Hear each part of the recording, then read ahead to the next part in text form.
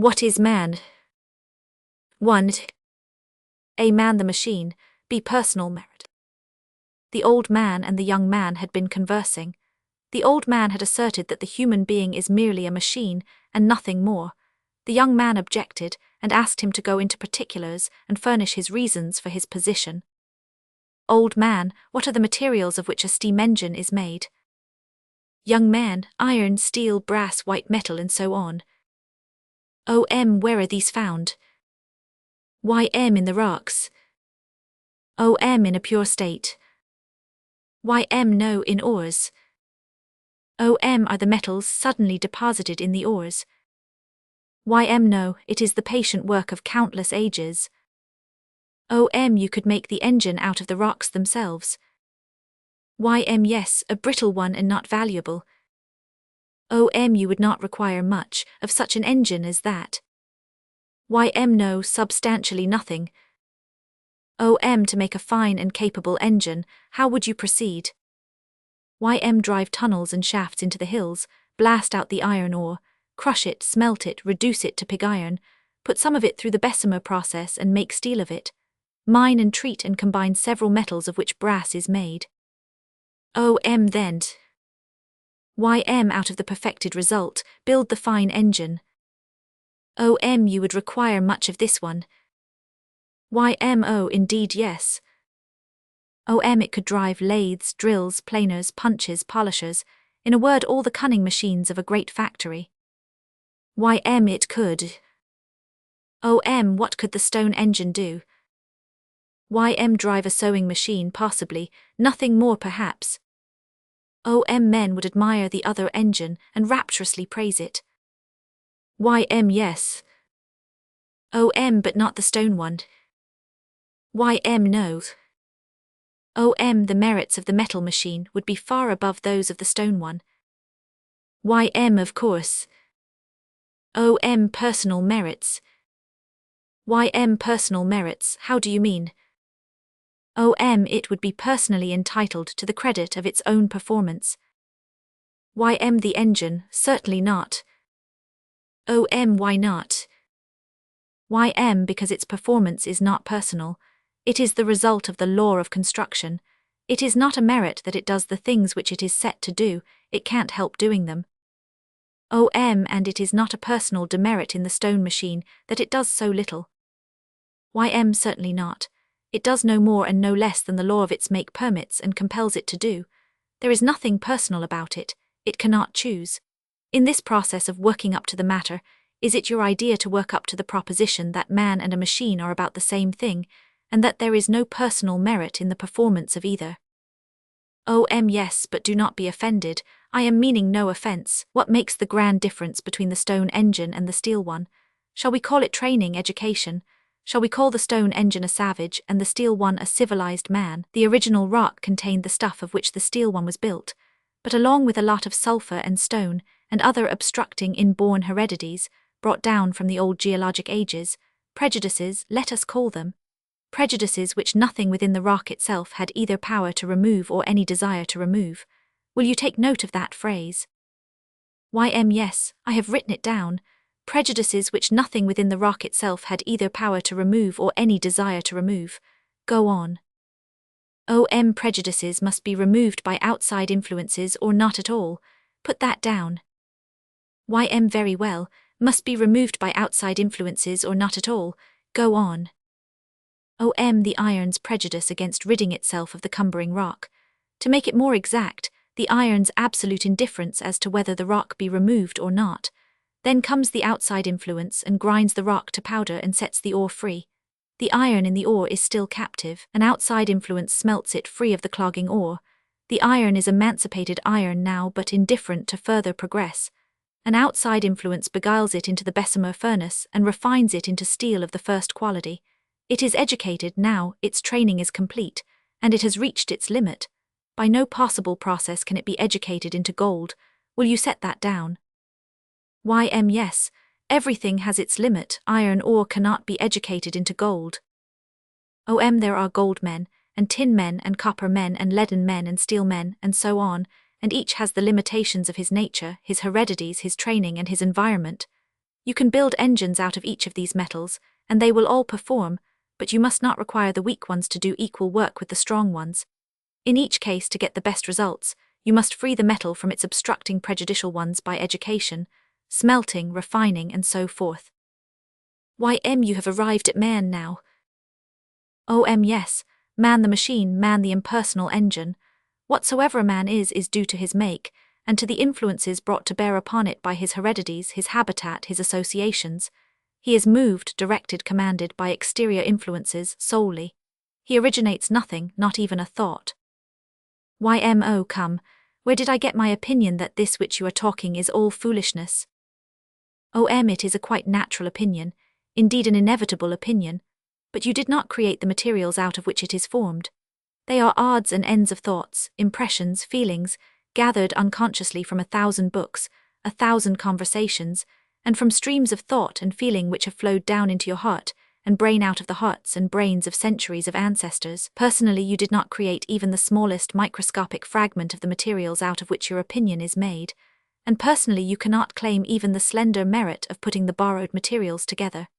That was done automatically, by your mental machinery, in strict accordance with the law of that machinery's construction, and you not only did not make that machinery yourself, but you have not even any command over it. This is too much.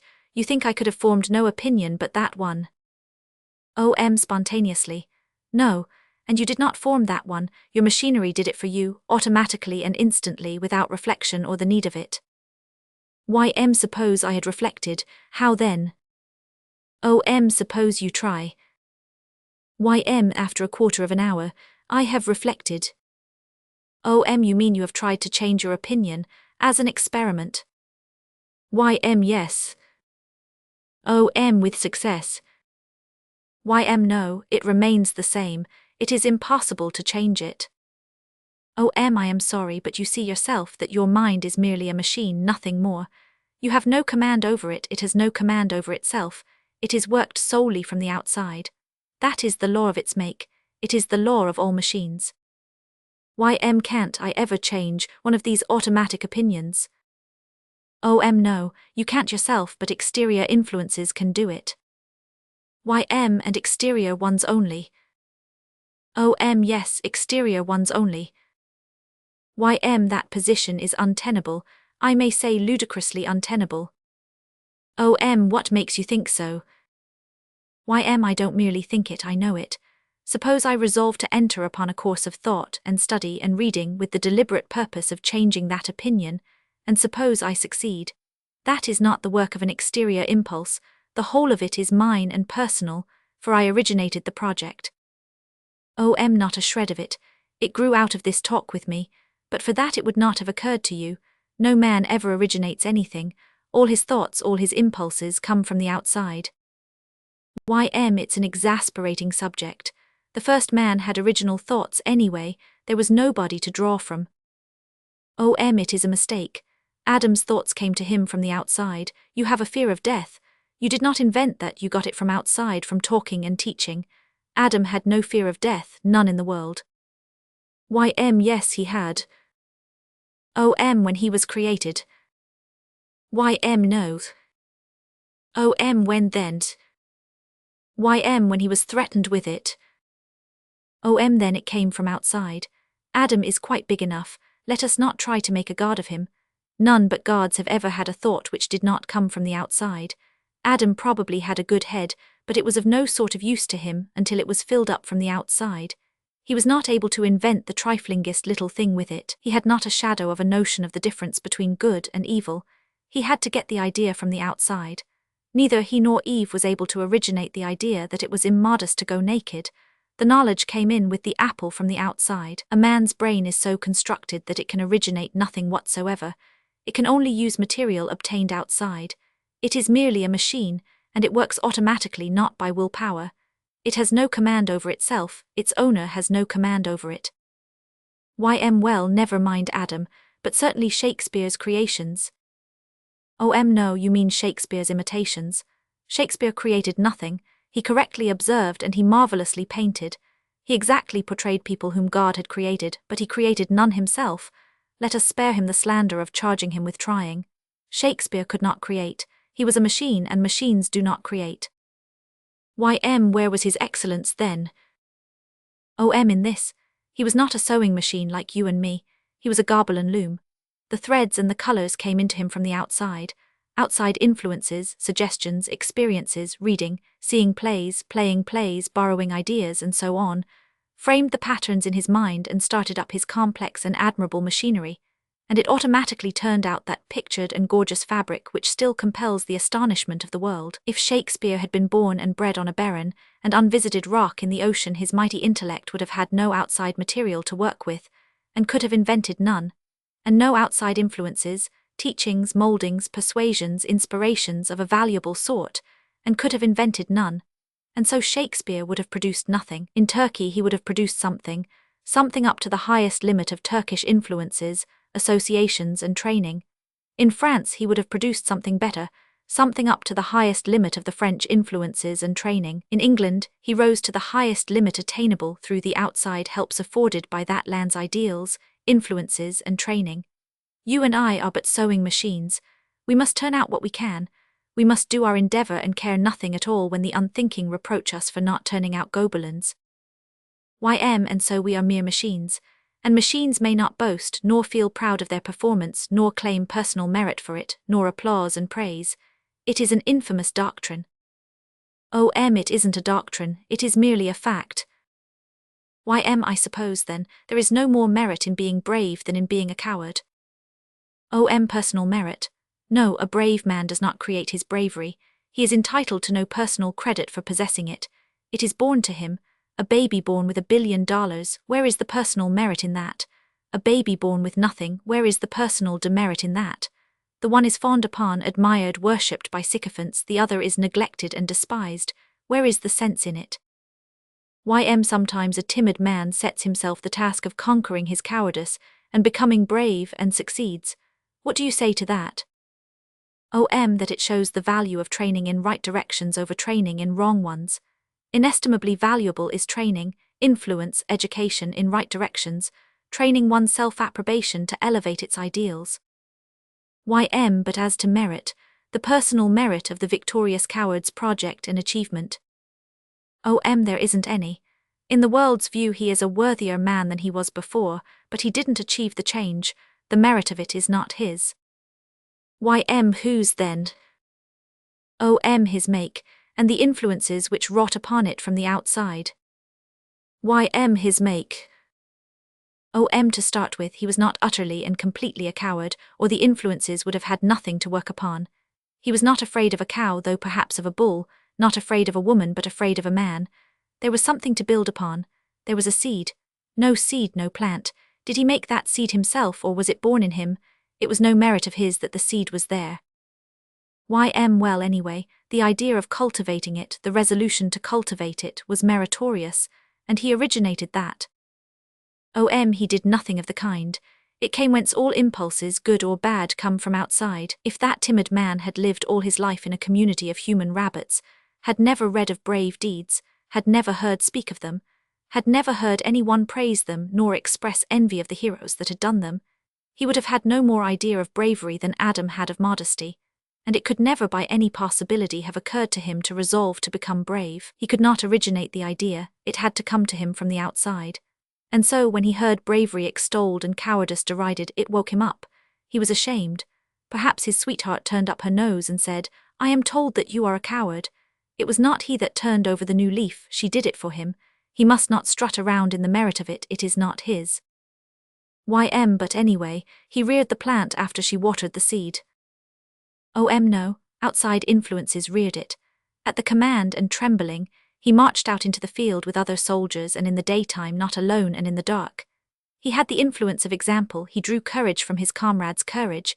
He was afraid and wanted to run, but he did not dare. He was afraid to run with all those soldiers looking on. He was progressing, you see.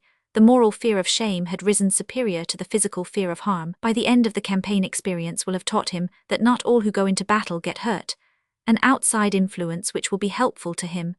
And he will also have learned how sweet it is to be praised for courage, and be huzzaed at with tear-choked voices, as the war-worn regiment marches past the worshipping multitude with flags flying and the drums beating.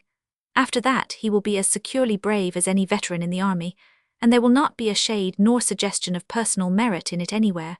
It will all have come from the outside. The Victoria Cross breeds more heroes than...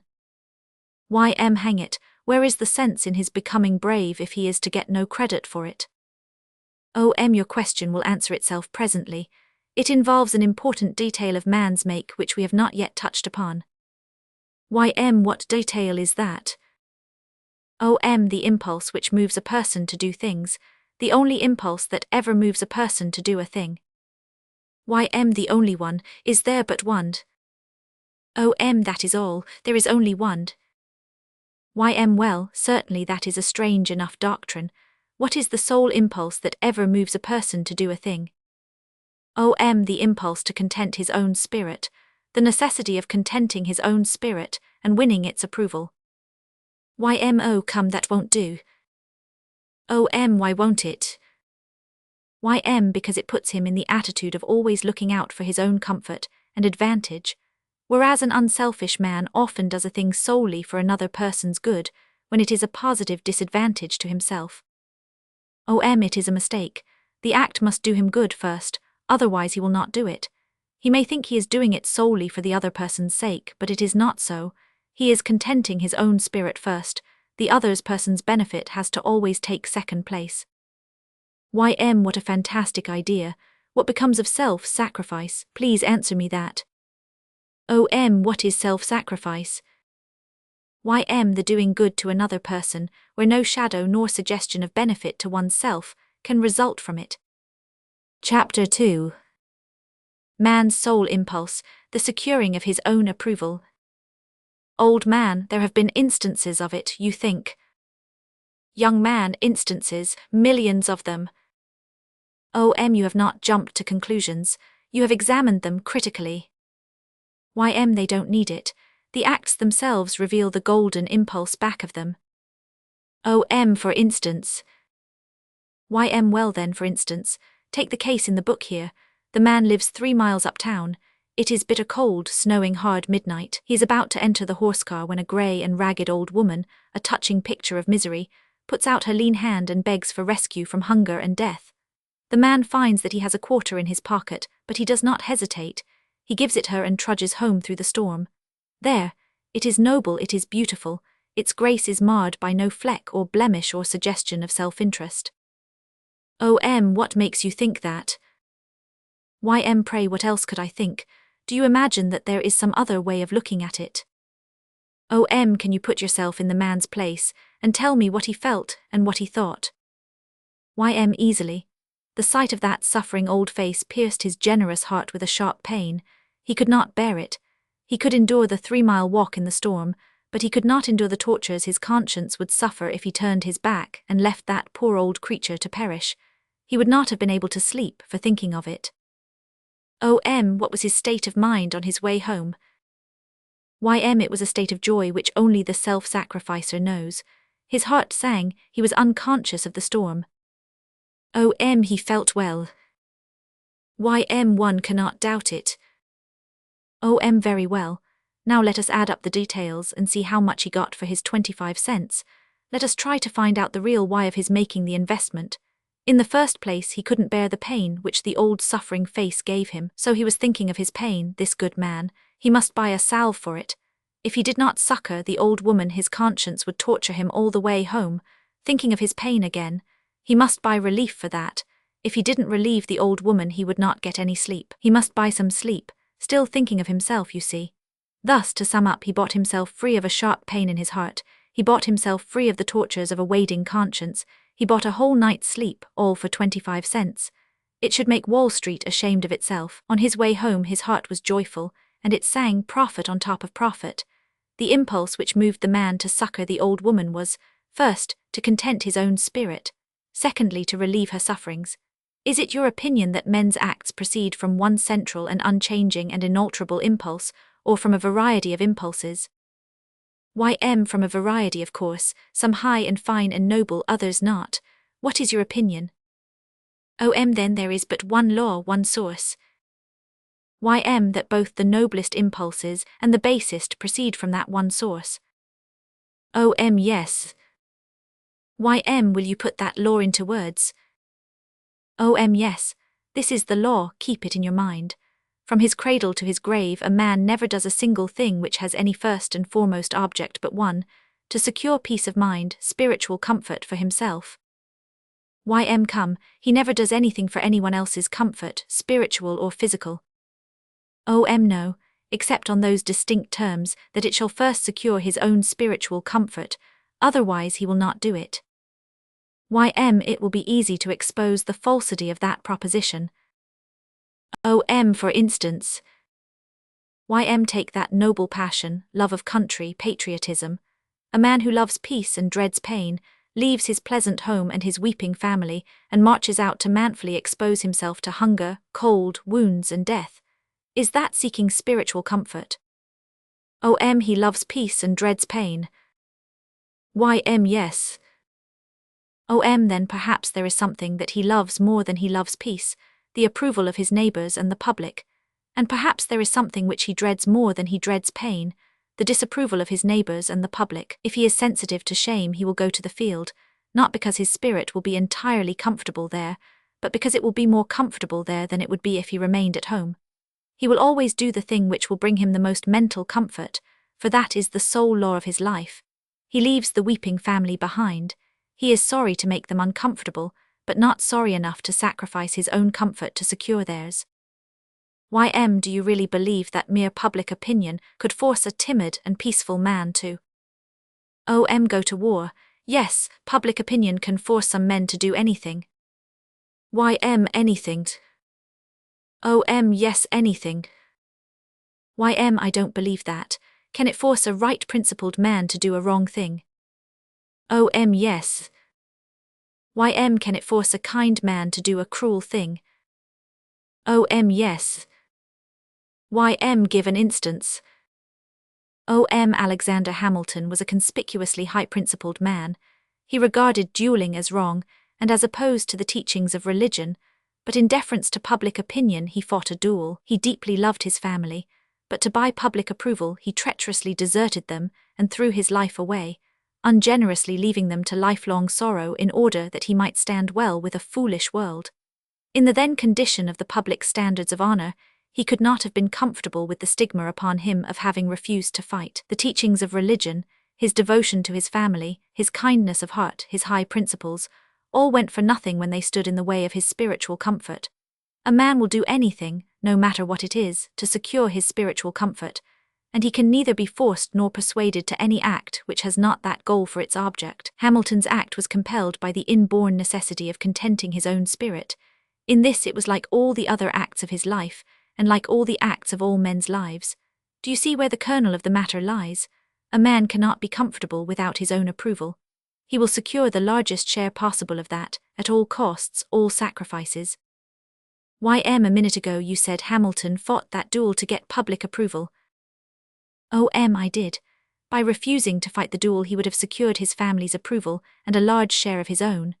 But the public approval was more valuable in his eyes than all other approvals put together, in the earth or above it.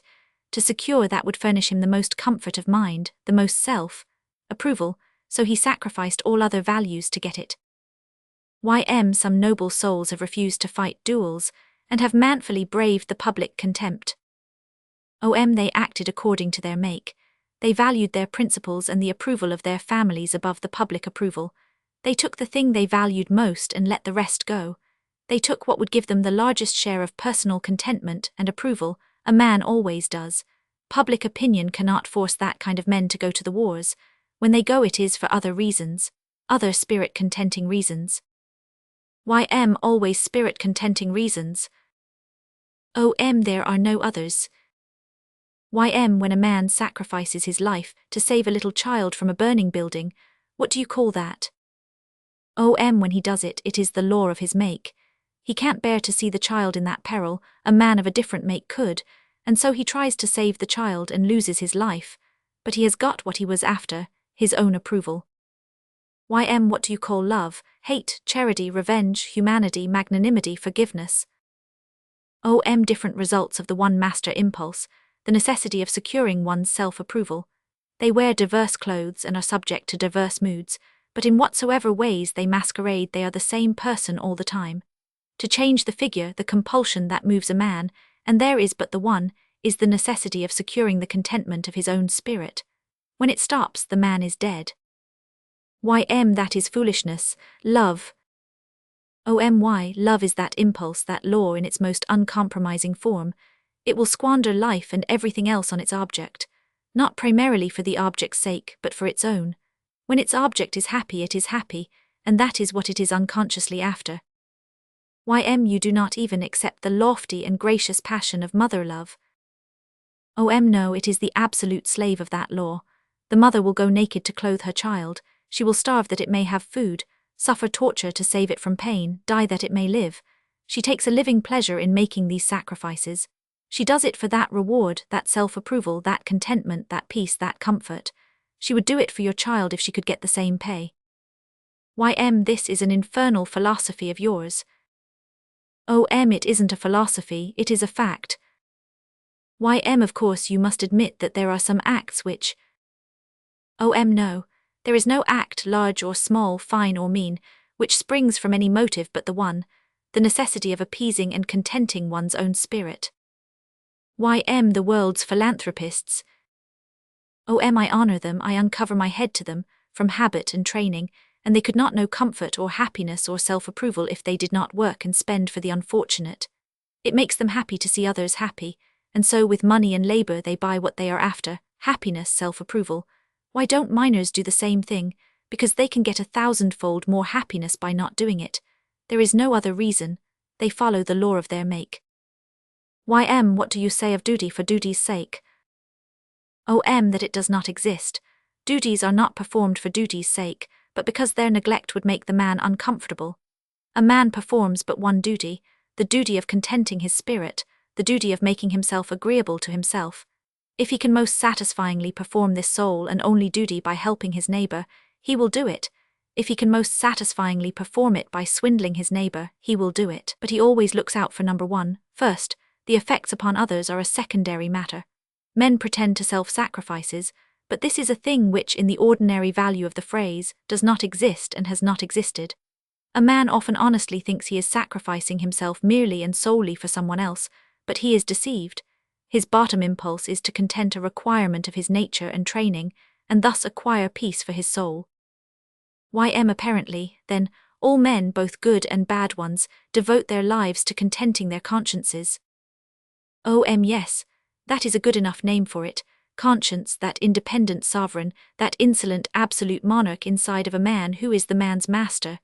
There are all kinds of consciences, because there are all kinds of men. You satisfy an assassin's conscience in one way, a philanthropist, in another, a miser in another, a burglar's in still another. As a guide or incentive to any authoritatively prescribed line of morals or conduct, leaving training out of the account, a man's conscience is totally valueless. I know a kind-hearted Kentuckian whose self-approval was lacking, whose conscience was troubling him, to phrase it with exactness, because he had neglected to kill a certain man, a man whom he had never seen. The stranger had killed this man's friend in a fight. This man's Kentucky training made it a duty to kill the stranger for it. He neglected his duty, kept dodging it, shirking it, putting it off, and his unrelenting conscience kept persecuting him for this conduct. At last, to get ease of mind, comfort, self-approval, he hunted up the stranger and took his life. It was an immense act of self-sacrifice, as per the usual definition, for he did not want to do it, and he never would have done it if he could have bought a contented spirit and an unworried mind at smaller cost. But we are so made that we will pay anything for that contentment, even another man's life. You spoke a moment ago of trained consciences. You mean that we are not born with consciences competent to guide us aright. If we were, children and savages would know right from wrong, and not have to be taught it. But consciences can be trained. Yes. Of course by parents, teachers, the pulpit and books. Yes, they do their share, they do what they can. And the rest is done by a million unnoticed influences, for good or bad, influences which work without rest during every waking moment of a man's life, from cradle to grave. You have tabulated these. Many of them, yes. Will you read me the result? Another time, yes, it would take an hour. A conscience can be trained to shun evil and prefer good. Yes. But will it for spirit-contenting reasons only? It can't be trained to do a thing for any other reason. The thing is impossible. There must be a genuinely and utterly self-sacrificing act recorded in human history somewhere. You are young, you have many years before you, search one out. It does seem to me that, when a man sees a fellow being struggling in the water, and jumps in at the risk of his life to save him. Wait, describe the man, describe the fellow being, state if there is an audience present or if they are alone. What have these things to do with the splendid act? Very much. Shall we suppose as a beginning that the two are alone in a solitary place at midnight?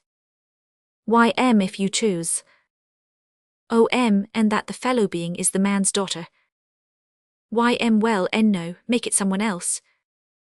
A filthy, drunken ruffian then. I see. Circumstances alter cases. I suppose that if there was no audience to observe the act, the man wouldn't perform it. But there is here and there a man who would. People, for instance, like the man who lost his life trying to save the child from the fire, and the man who gave the needy old woman his 25 cents and walked home in the storm. There are here and there men like that who would do it. And why? Because they couldn't bear to see a fellow being struggling in the water and not jump in and help. It would give them pain. They would save the fellow being on that account. They wouldn't do it otherwise. They strictly obey the law which I have been insisting upon. You must remember and always distinguish the people who can't bear things from people who can. It will throw light upon a number of apparently self-sacrificing cases. Oh dear, it's all so disgusting. Yes, and so true. Come, take the good boy who does things he doesn't want to do, in order to gratify his mother. He does 7/10 of the act because it gratifies him to gratify his mother. Throw the bulk of advantage the other way and the good boy would not do the act. He must obey the iron law. None can escape it. Well, take the case of a bad boy who... You needn't mention it, it is a waste of time. It is no matter about the bad boy's act. Whatever it was, he had a spirit-contenting reason for it. Otherwise you have been misinformed and he didn't do it. It is very exasperating. A while ago you said that man's conscience is not a born judge of morals and conduct, but has to be taught and trained. Now I think a conscience can get drowsy and lazy, but I don't think it can go wrong if you wake it up. A little story. I will tell you a little story. Once upon a time, an infidel was guest in the house of a Christian widow, whose little boy was ill and near to death. The infidel often watched by the bedside and entertained the boy with talk, and he used these opportunities to satisfy a strong longing in his nature, that desire which is in us all to better other people's condition by having them think as we think. He was successful, but the dying boy in his last moments reproached him and said, "I believed and was happy in it. You have taken my belief away and my comfort. Now I have nothing left and I die miserable, for the things which you have told me do not take the place of that which I have lost." And the mother also reproached the infidel and said, "My child is forever lost and my heart is broken. How could you do this cruel thing? We have done you no harm but only kindness. We made our house your home, you were welcome to all we had, and this is our reward." The heart of the infidel was filled with remorse for what he had done, and he said, "It was wrong, I see it now, but I was only trying to do him good. In my view he was in error, it seemed my duty to teach him the truth." Then the mother said, "I had taught him, all his little life, what I believed to be the truth, and in his believing faith both of us were happy. Now he is dead and lost, and I am miserable. Our faith came down to us through centuries of believing ancestors. What right had you or anyone to disturb it? Where was your honor, where was your shame? He was a miscreant, and deserved death. He thought so himself and said so. You see his conscience was awakened. Yes, his self-disapproval was. It pained him to see the mother suffer. He was sorry he had done a thing which brought him pain. It did not occur to him to think of the mother when he was misteaching the boy, for he was absorbed in providing pleasure for himself then, providing it by satisfying what he believed to be a call of duty. Call it what you please, it is to me a case of awakened conscience. That awakened conscience could never get itself into that species of trouble again. A cure like that is a permanent cure. Pardon, I had not finished the story. We are creatures of outside influences, we originate nothing within. Whenever we take a new line of thought and drift into a new line of belief and action, the impulse is always suggested from the outside. Remorse so preyed upon the infidel that it dissolved his harshness toward the boy's religion, and made him come to regard it with tolerance, next with kindness, for the boy's sake and the mother's. Finally he found himself examining it. From that moment his progress in his new trend was steady and rapid. He became a believing Christian, and now his remorse for having robbed the dying boy of his faith and his salvation was bitterer than ever. It gave him no rest, no peace. He must have rest and peace, it is the law of nature.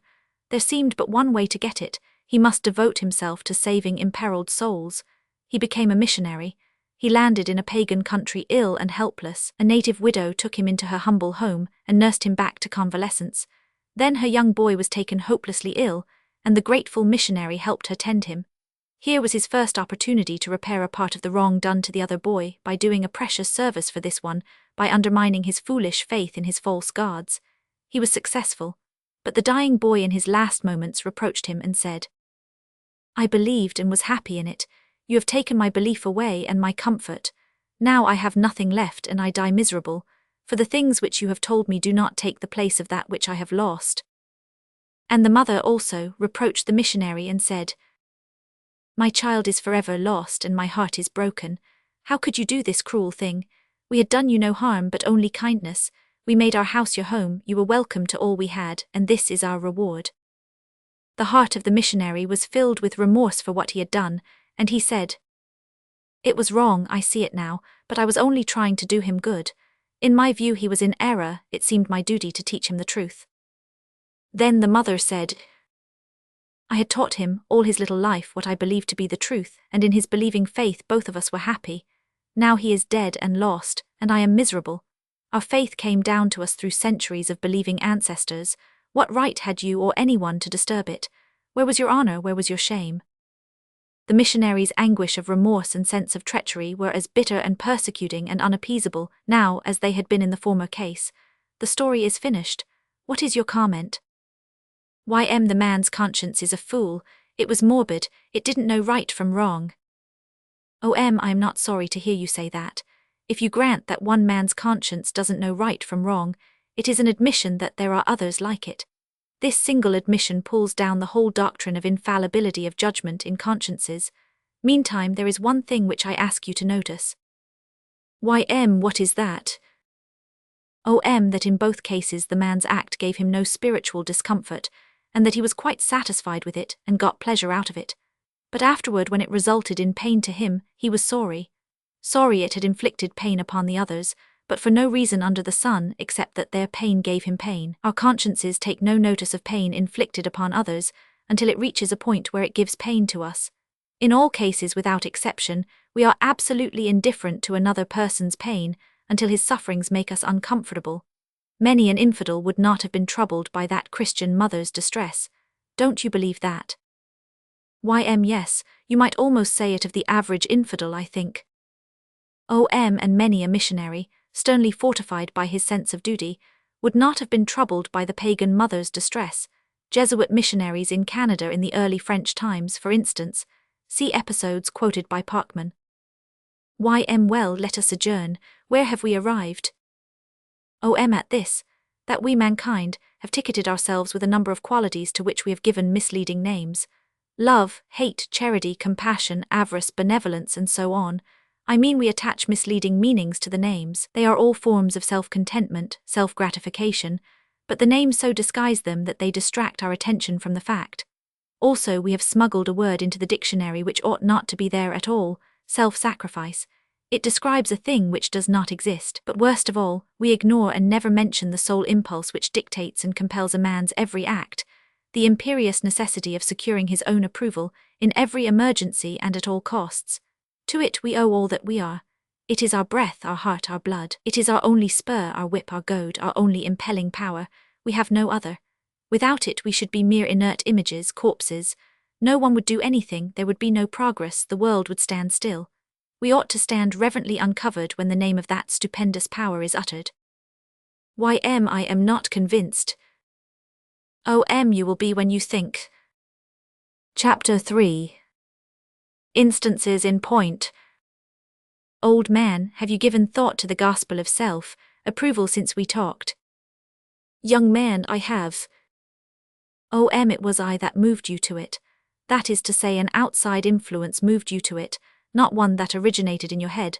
Will you try to keep that in mind and not forget it? Yes, why? Because by and by in one of our talks, I wish to further impress upon you that neither you, nor I, nor any man ever originates a thought in his own head. The utterer of a thought always utters a second-hand one. Now. Wait.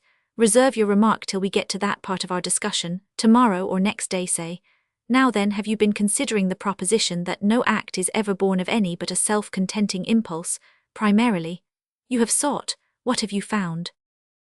I have not been very fortunate.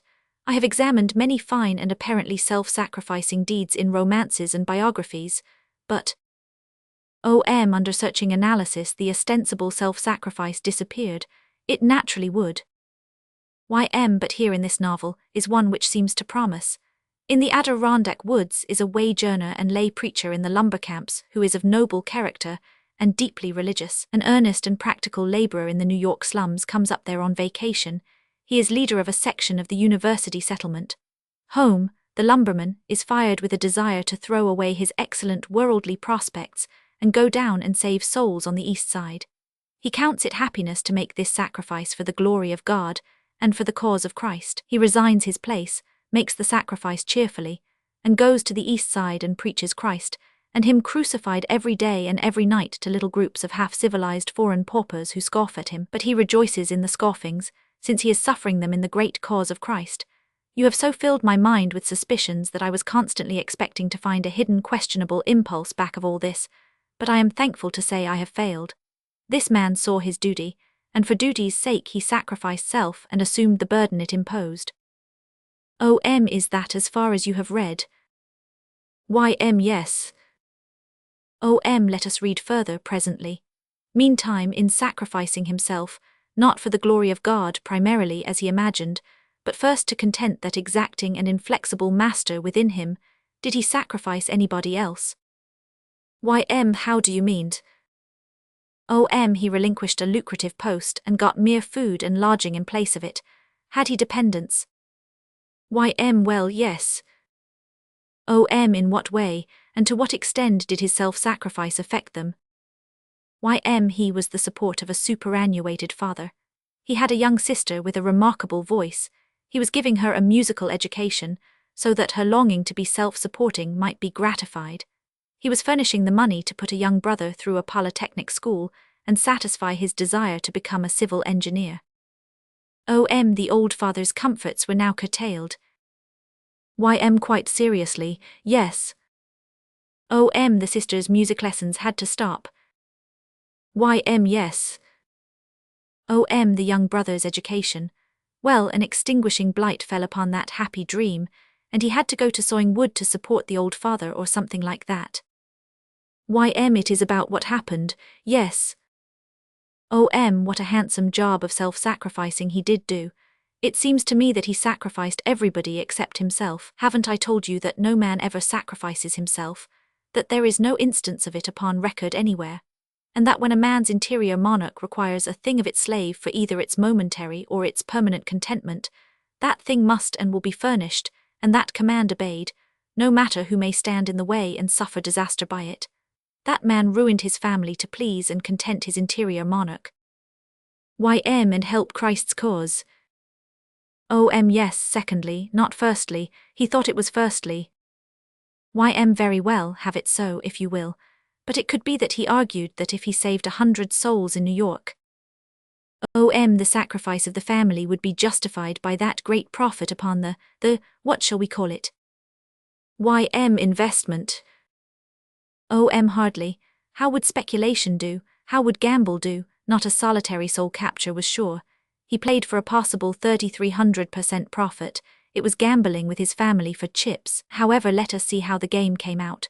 Maybe we can get on the track of the secret original impulse, the real impulse, that moved him to so nobly sacrifice his family in the Saviour's cause under the superstition that he was sacrificing himself.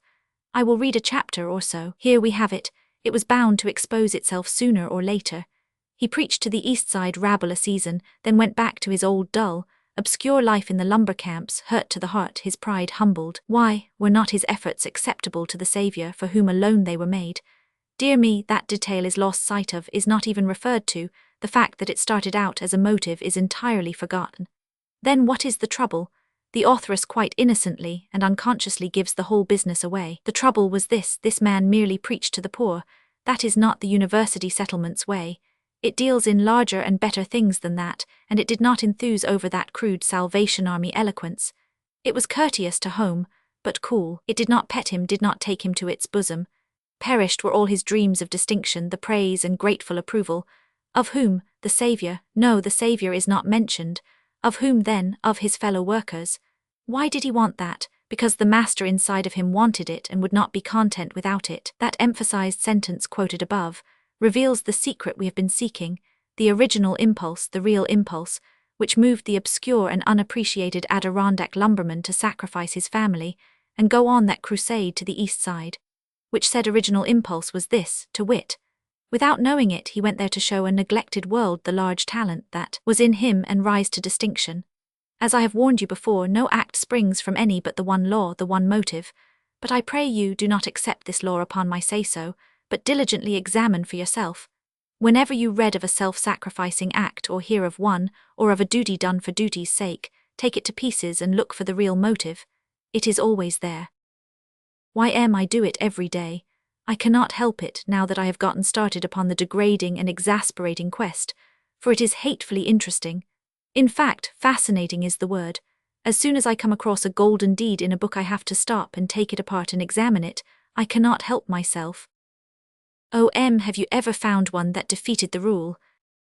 No, at least not yet. But take the case of servant tipping in Europe. You pay the hotel for service, you owe the servants nothing, yet you pay them besides. Doesn't that defeat it?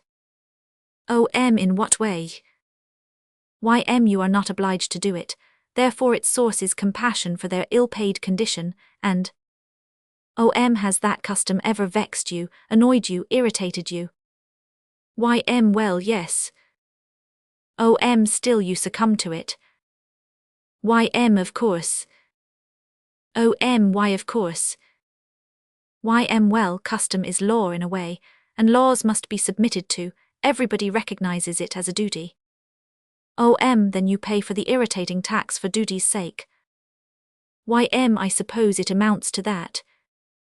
Then the impulse which moves you to submit to the tax is not all compassion, charity, benevolence.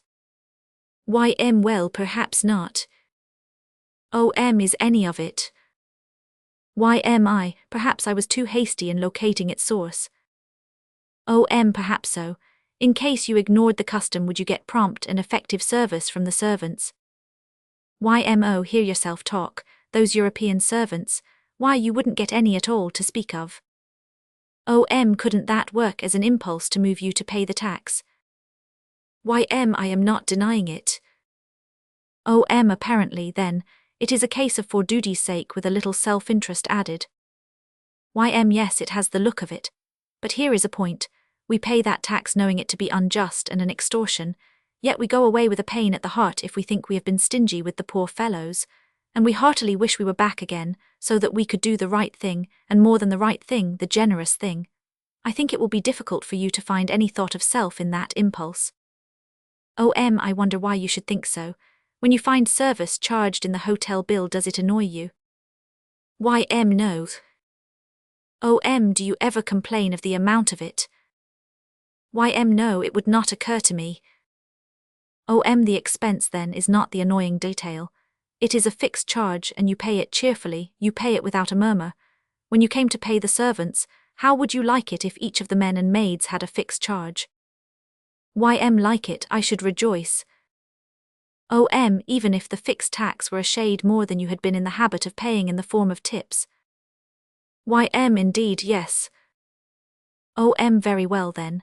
As I understand it, it isn't really compassion nor yet duty that moves you to pay the tax, and it isn't the amount of the tax that annoys you.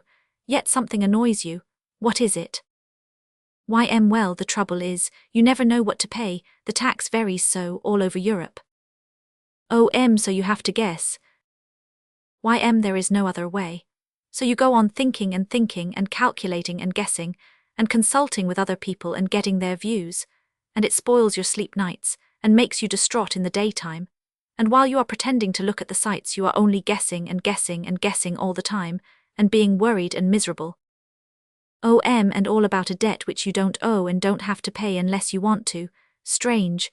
What is the purpose of the guessing? To guess out what is right to give them, and not be unfair to any of them. It has quite a noble look, taking so much pains, and using up so much valuable time in order to be just and fair to a poor servant to whom you owe nothing, but who needs money and is ill paid. I think myself, that if there is any ungracious motive back of it, it will be hard to find. How do you know when you have not paid a servant fairly? Why he is silent, does not thank you. Sometimes he gives you a look that makes you ashamed. You are too proud to rectify your mistake there with people looking, but afterward you keep on wishing and wishing you had done it. The shame and the pain of it. Sometimes you see by the signs that you have it just right, and you go away mightily satisfied. Sometimes the man is so effusively thankful that you know you have given him a good deal more than was necessary. Necessary. Necessary for what? To content him. How do you feel then?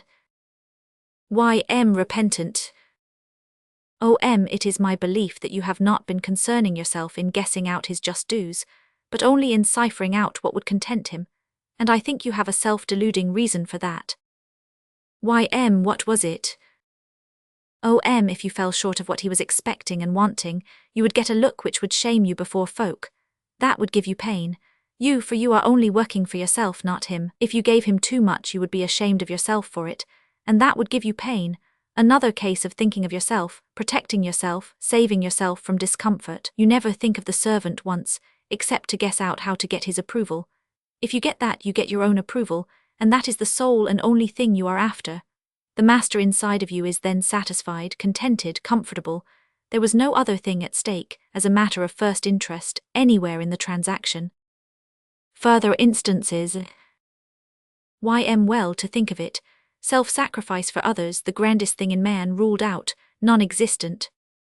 Are you accusing me of saying that? Why certainly. I haven't said it.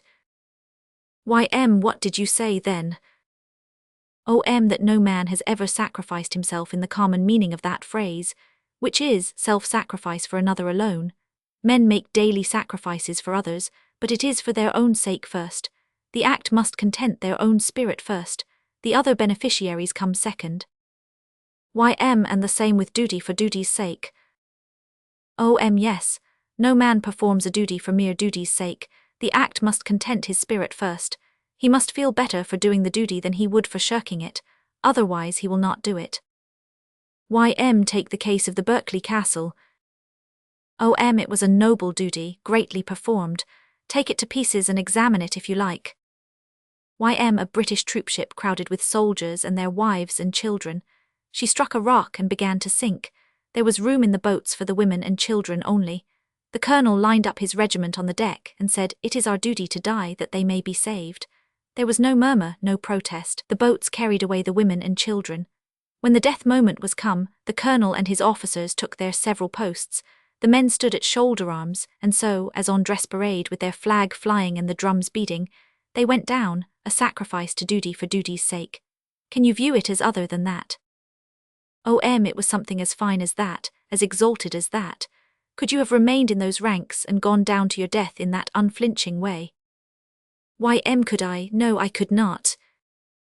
Think, imagine yourself there, with that watery doom creeping higher and higher around you. I can imagine it. I feel all the horror of it. I could not have endured it. I could not have remained in my place. I know it. Why? There is no why about it. I know myself and I know I couldn't do it. But it would be your duty to do it. Yes, I know, but I couldn't. It was more than 1,000 men, yet not one of them flinched. Some of them must have been born with your temperament. If they could do that great duty for duty's sake, why not you? Don't you know that you could go out and gather together 1,000 clerks and mechanics, and put them on that deck, and ask them to die for duty's sake, and not 24 of them would stay in the ranks to the end? Yes, I know that. But you train them and put them through a campaign or two. Then they would be soldiers, soldiers with a soldier's pride, a soldier's self-respect, a soldier's ideals. They would have to content a soldier's spirit then, not a clerk's, not a mechanic's. They could not content that spirit by shirking a soldier's duty, could they? I suppose not. Then they would do the duty not for the duty's sake, but for their own sake, primarily. The duty was just the same, and just as imperative when they were clerks, mechanics, raw recruits, but they wouldn't perform it for that. As clerks and mechanics they had other ideals, another spirit to satisfy, and they satisfied it. They had to, it is the law. Training is potent. Training toward higher and ever higher ideals is worth any man's thought and labor and diligence. Consider the man who stands by his duty, and goes to the stake, rather than be recreant to it. It is his make and his training.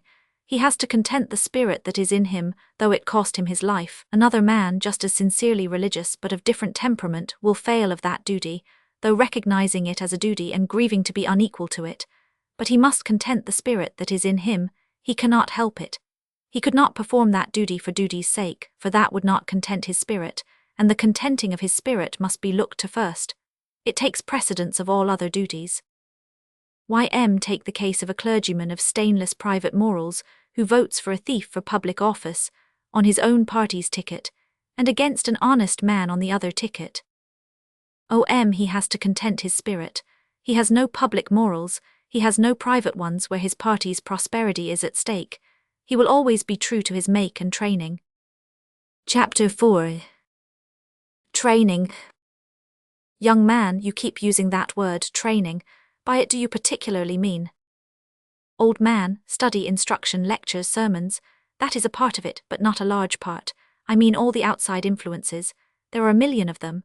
From the cradle to the grave, during all his waking hours, the human being is under training. In the very first rank of his trainers stands association.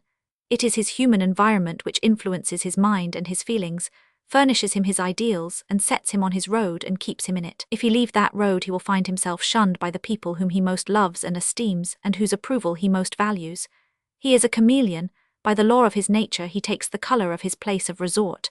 The influences about him create his preferences, his aversions, his politics, his tastes, his morals, his religion. He creates none of these things for himself. He thinks he does, but that is because he has not examined into the matter. You have seen Presbyterians. Many. How did they happen to be Presbyterians and not Congregationalists, and why were the Congregationalists not Baptists, and the Baptists Roman Catholics, and the Roman Catholics Buddhists, and the Buddhists Quakers, and the Quakers Episcopalians, and the Episcopalians Millerites, and the Millerites Hindus, and the Hindus atheists, and the atheists spiritualists, and the spiritualists agnostics, and the agnostics Methodists, and the Methodists Confucians, and the Confucians Unitarians, and the Unitarians Mohammedans, and the Mohammedans Salvation Warriors, and the Salvation Warriors Zoroastrians, and the Zoroastrians Christian Scientists, and the Christian Scientists Mormons, and so on. You may answer your question yourself. That list of sects is not a record of studies, searchings, seekings after light.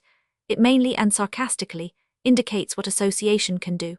If you know a man's nationality, you can come within a split hair of guessing the complexion of his religion.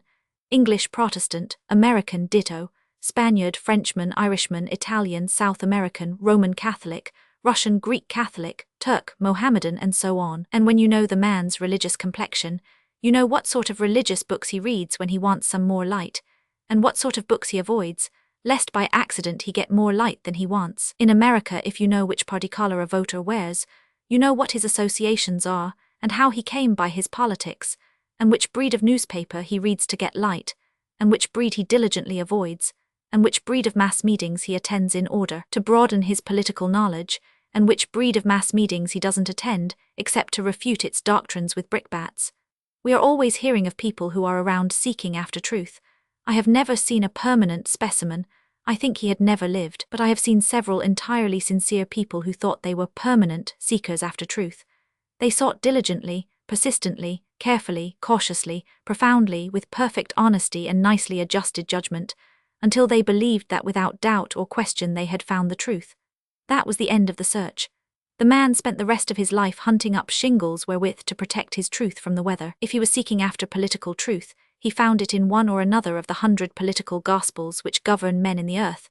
If he was seeking after the only true religion, he found it in one or another of the 3,000 that are on the market. In any case, when he found the truth he sought no further.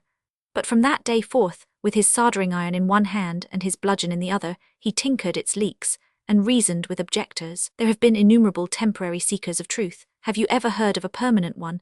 In the very nature of man such a person is impossible. However, to drop back to the text, training, all training is one form or another of outside influence, and association is the largest part of it. A man is never anything but what his outside influences have made him. They train him downward or they train him upward, but they train him, they are at work upon him all the time. Then, if he happen by the accidents of life to be evilly placed, there is no help for him, according to your notions, he must train downward. No help for him, no help for this chameleon. It is a mistake. It is in his chameleonship that his greatest good fortune lies. He has only to change his habitat, his associations, but the impulse to do it must come from the outside. He cannot originate it himself with that purpose in view.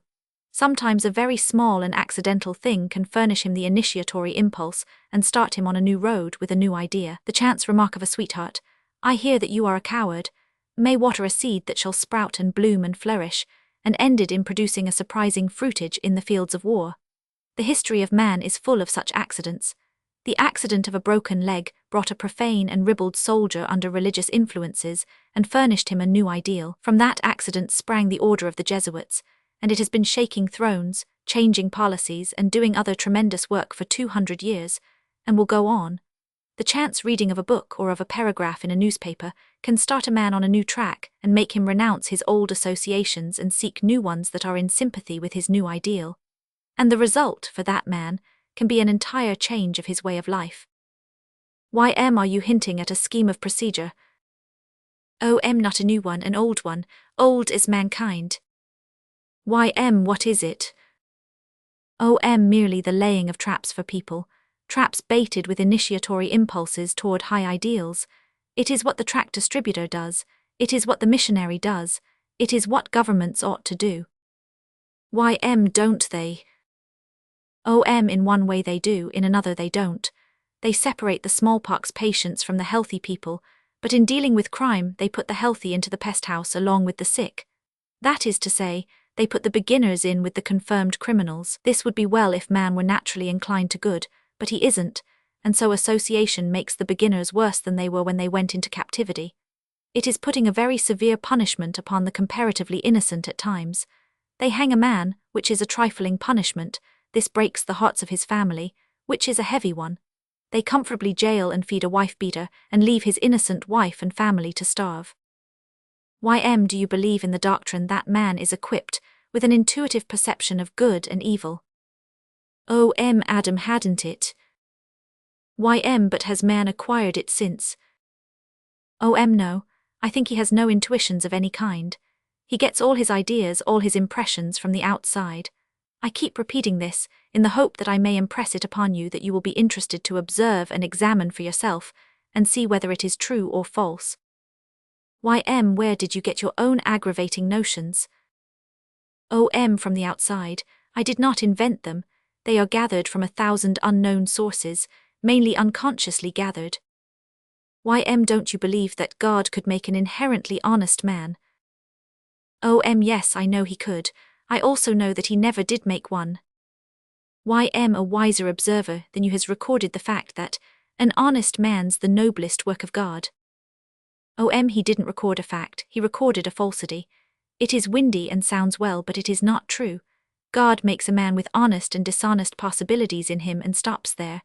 The man's associations develop the possibilities, the one set or the other. The result is accordingly an honest man or a dishonest one.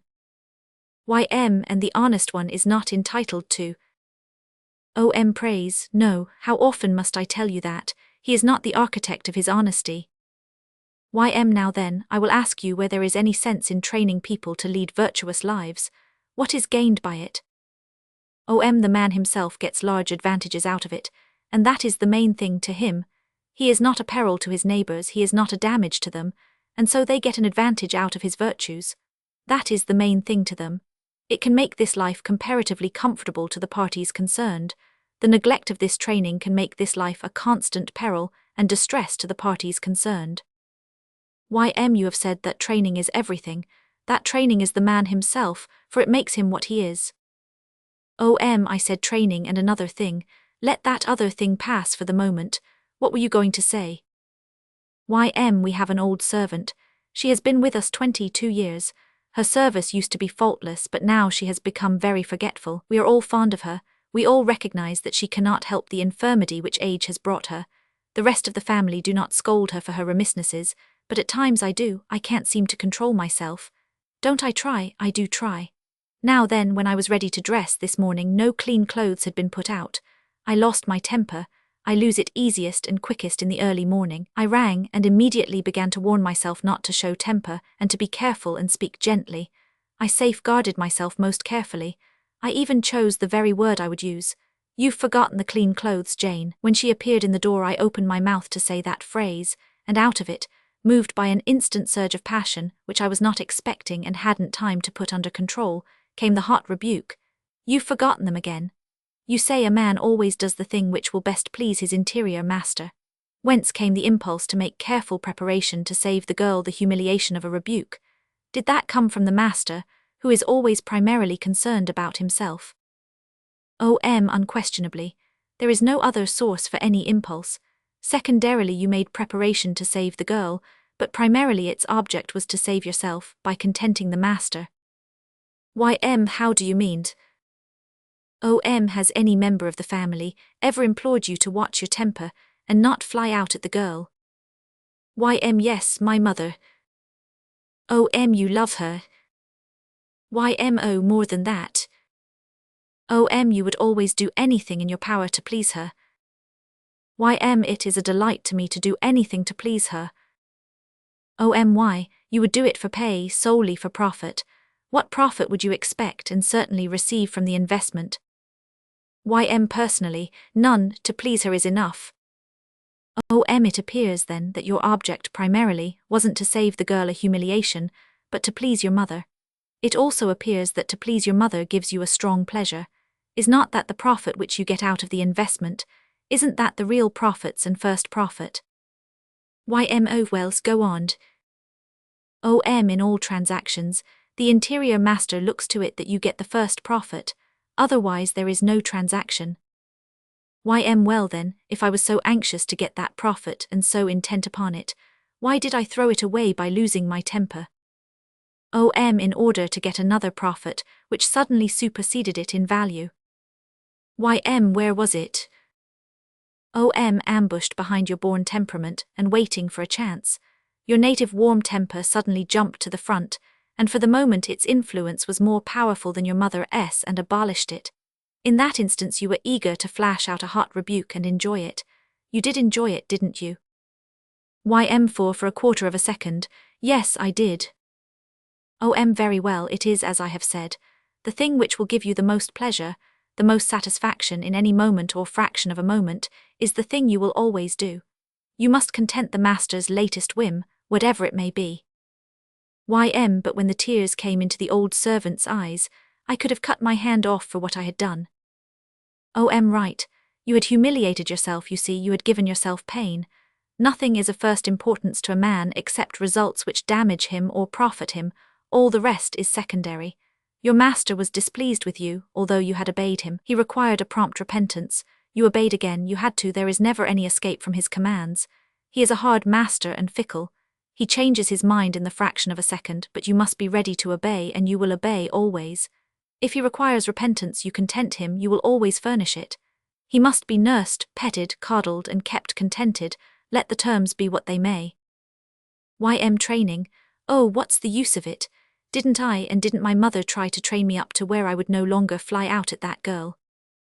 Have you never managed to keep back a scolding? YMO certainly many times. OM more times this year than last. YM yes a good many more. OM more times last year than the year before. YM yes. OM there is a large improvement, then in the 2 years. YM yes undoubtedly. OM then your question is answered. You see there is use in training, keep on, keeping faithfully on, you are doing well. YM will my reform reach perfection? OM it will, up to your limit. YM my limit, what do you mean by that? OM you remember that you said that I said training was everything. I corrected you and said training and another thing. That other thing is temperament, that is, the disposition you were born with. You can't eradicate your disposition nor any rag of it, you can only put a pressure on it and keep it down and quiet. You have a warm temper. YM yes. OM you will never get rid of it, but by watching it you can keep it down nearly all the time. Its presence is your limit. Your reform will never quite reach perfection, for your temper will beat you now and then but you come near enough. You have made valuable progress and can make more. There is use in training. Immense use. Presently you will reach a new stage of development, then your progress will be easier, will proceed on a simpler basis anyway. YM explained. OM you keep back your scoldings now, to please yourself by pleasing your mother. Presently the mere triumphing over your temper will delight your vanity, and confer a more delicious pleasure and satisfaction upon you than even the approbation of your mother confers upon you now. You will then labor for yourself directly and at first hand, not by the roundabout way through your mother. It simplifies the matter, and it also strengthens the impulse. YMR dear, but I shan't ever reach the point where I will spare the girl for her sake primarily, not mine. OMY yes, in heaven. YM after a reflective pause temperament. Well, I see one must allow for temperament. It is a large factor, sure enough. My mother is thoughtful and not hot-tempered. When I was dressed I went to her room, she was not there, I called, she answered from the bathroom. I heard the water running, I inquired. She answered without temper that Jane had forgotten her bath, and she was preparing it herself. I offered to ring but she said, no, don't do that. It would only distress her to be confronted with her lapse and would be a rebuke. She doesn't deserve that, she is not to blame for the tricks her memory serves her. I say, has my mother an interior master? And where was he?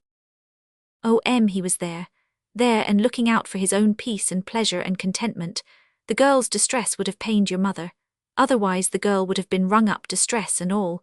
I know women who would have gotten one pleasure out of ringing Jane up, and so they would infallibly have pushed the button and obeyed the law of their make and training, which are the servants of their interior masters. It is quite likely that a part of your mother's forbearance came from training. The good kind of training, whose best and highest function is to see to it that every time it confers a satisfaction upon its pupil, a benefit shall fall at second hand upon others. YM if you were going to condense into an admonition your plan for the general betterment of the race's condition, how would you word it? Admonition. OM diligently train your ideals upward, and still upward toward a summit where you will find your chiefest pleasure in conduct which, while contenting you, will be sure to confer benefits upon your neighbor and the community. YM is that a new gospel? OM knows. YM it has been taught before. OM for 10,000 years. YM by whom's? OM all the great religions, all the great gospels. YM then there is nothing new about it. OM oh yes there is, it is candidly stated this time, that has not been done before. YM how do you mean? OM haven't I put you first, and your neighbor and the community afterward? YM well yes that is a difference, it is true. OM the difference between straight speaking and crooked, the difference between frankness and shuffling. YM explained. OM the others offer you 100 bribes to be good, thus conceding that the master inside of you must be conciliated and contented first, and that you will do nothing at first hand but for his sake. Then they turn square around and require you to do good for others' sake chiefly, and to do your duty for duty's sake chiefly, and to do acts of self-sacrifice. Thus at the outset we all stand upon the same ground, recognition of the supreme and absolute monarch that resides in man, and we all grovel before him and appeal to him. Then those others dodge and shuffle, and face around and unfrankly and inconsistently and illogically change the form of their appeal and direct its persuasions to man's second-place powers, and to powers which have no existence in him, thus advancing them to first place. Whereas in my admonition I stick logically and consistently to the original position, I place the interior master's requirements first, and keep them there. If we grant, for the sake of argument, that your scheme and the other schemes aim at and produce the same result, right living, has yours an advantage over the others? M1, yes, a large one. It has no concealments, no deceptions. When a man leads a right and valuable life under it, he is not deceived as to the real chief motive which impels him to it. In those other cases he is. Is that an advantage? Is it an advantage to live a lofty life for a mean reason? In the other cases he lives the lofty life under the impression that he is living for a lofty reason. Is not that an advantage? Perhaps so. The same advantage he might get out of thinking himself a duke, and living a duke's life and parading in ducal fuss and feathers, when he wasn't a duke at all, and could find it out if he would only examine the herald's records. But anyway, he is obliged to do a duke's part. He puts his hand in his pocket and does his benevolences on as big a scale as he can stand, and that benefits the community. He could do that without being a duke. But would he? Don't you see where you are arriving? Where? At the standpoint of the other schemes, that it is good morals to let an ignorant duke do showy benevolences for his pride's sake, a pretty low motive, and go on doing them unwarned, lest if he were made acquainted with the actual motive which prompted them he might shut up his purse and cease to be good. But isn't it best to leave him in ignorance, as long as he thinks he is doing good for others' sake? Perhaps so. It is the position of the other schemes. They think humbug is good enough morals when the dividend on it is good deeds and handsome conduct. It is my opinion that under your scheme of a man's doing a good deed for his own sake first off, instead of first for the good deed's sake, no man would ever do one. Have you committed a benevolence lately? Yes, this morning. Give the particulars. The cabin of the old Negro woman who used to nurse me when I was a child, and who saved my life once at the risk of her own, was burned last night, and she came mourning this morning, and pleading for money to build another one. You furnished it? Certainly. You were glad you had the money? Money, I hadn't, I sold my horse. You were glad you had the horse? Of course I was, for if I hadn't had the horse I should have been incapable, and my mother would have captured the chance to set old Sally up. You were cordially glad you were not caught out and incapable? I just was. Now then. Stop where you are. I know your whole catalogue of questions, and I could answer every one of them without your wasting the time to ask them. But I will summarize the whole thing in a single remark. I did the charity knowing it was because the act would give me a splendid pleasure, and because old Sally's moving gratitude and delight would give me another one, and because the reflection that she would be happy now and out of her trouble would fill me full of happiness. I did the whole thing with my eyes open, and recognizing and realizing that I was looking out for my share of the profits first. Now then, I have confessed. Go on. I haven't anything to offer. You have covered the whole ground. Can you have been any more strongly moved to help Sally out of her trouble? Could you have done the deed any more eagerly, if you had been under the delusion that you were doing it for her sake and profit only? No, nothing in the world could have made the impulse which moved me more powerful, more masterful, more thoroughly irresistible. I played the limit. Very well. You begin to suspect, and I claim to know, that when a man is a shade more strongly moved to do one of two things or of 24 things than he is to do any one of the others, he will infallibly do that one thing, be it good or be it evil. And if it be good, not all the beguilements of all the casuistries can increase the strength of the impulse by a single shade, or add a shade to the comfort and contentment he will get out of the act. Then, you believe that such tendency toward doing good as is in men's hearts would not be diminished by the removal of the delusion that good deeds are done primarily for the sake of number 2, instead of for the sake of number 1. That is what I fully believe. Doesn't it somehow seem to take from the dignity of the deed? If there is dignity in falsity, it does. It removes that. What is left for the moralists to do? Teach unreservedly what he already teaches with one side of his mouth and takes back with the other. Do right for your own sake, and be happy in knowing that your neighbor will certainly share in the benefits resulting. Repeat your admonition. Diligently train your ideals upward, and still upward toward a summit where you will find your chiefest pleasure in conduct which, while contenting you, will be sure to confer benefits upon your neighbor and the community. One's every act proceeds from exterior influences, you think. Yes. If I conclude to rob a person, I am not the originator of the idea, but it comes in from the outside. I see him handling money, for instance, and that moves me to the crime. That by itself? Certainly not. It is merely the latest outside influence of a procession of preparatory influences stretching back over a period of years. No single outside influence can make a man do a thing which is at war with his training. The most it can do is to start his mind on a new tract and open it to the reception of new influences, as in the case of Ignatius Loyola. In time, these influences can train him to a point where it will be consonant with his new character to yield to the final influence and do that thing. I will put the case in a form which will make my theory clear to you, I think. Here are 2 ingots of virgin gold. They shall represent a couple of characters which have been refined and perfected in the virtues by years of diligent right training. Suppose you wanted to break down these strong and well-compacted characters, what influence would you bring to bear upon the ingots? Work it out yourself. Proceed. Suppose I turn upon one of them a steam jet during a long succession of hours. Will there be a result? None that I know of. Why? A steam jet cannot break down such a substance. Very well. The steam is an outside influence, but it is ineffective because the gold takes no interest in it. The ingot remains as it was. Suppose we add to the steam some quicksilver in a vaporized condition and turn the jet upon the ingot. Will there be an instantaneous result? No. The quicksilver is an outside influence which gold, by its peculiar nature, say temperament, disposition, cannot be indifferent to. It stirs up the interest of the gold, although we do not perceive it, but a single application of the influence works no damage.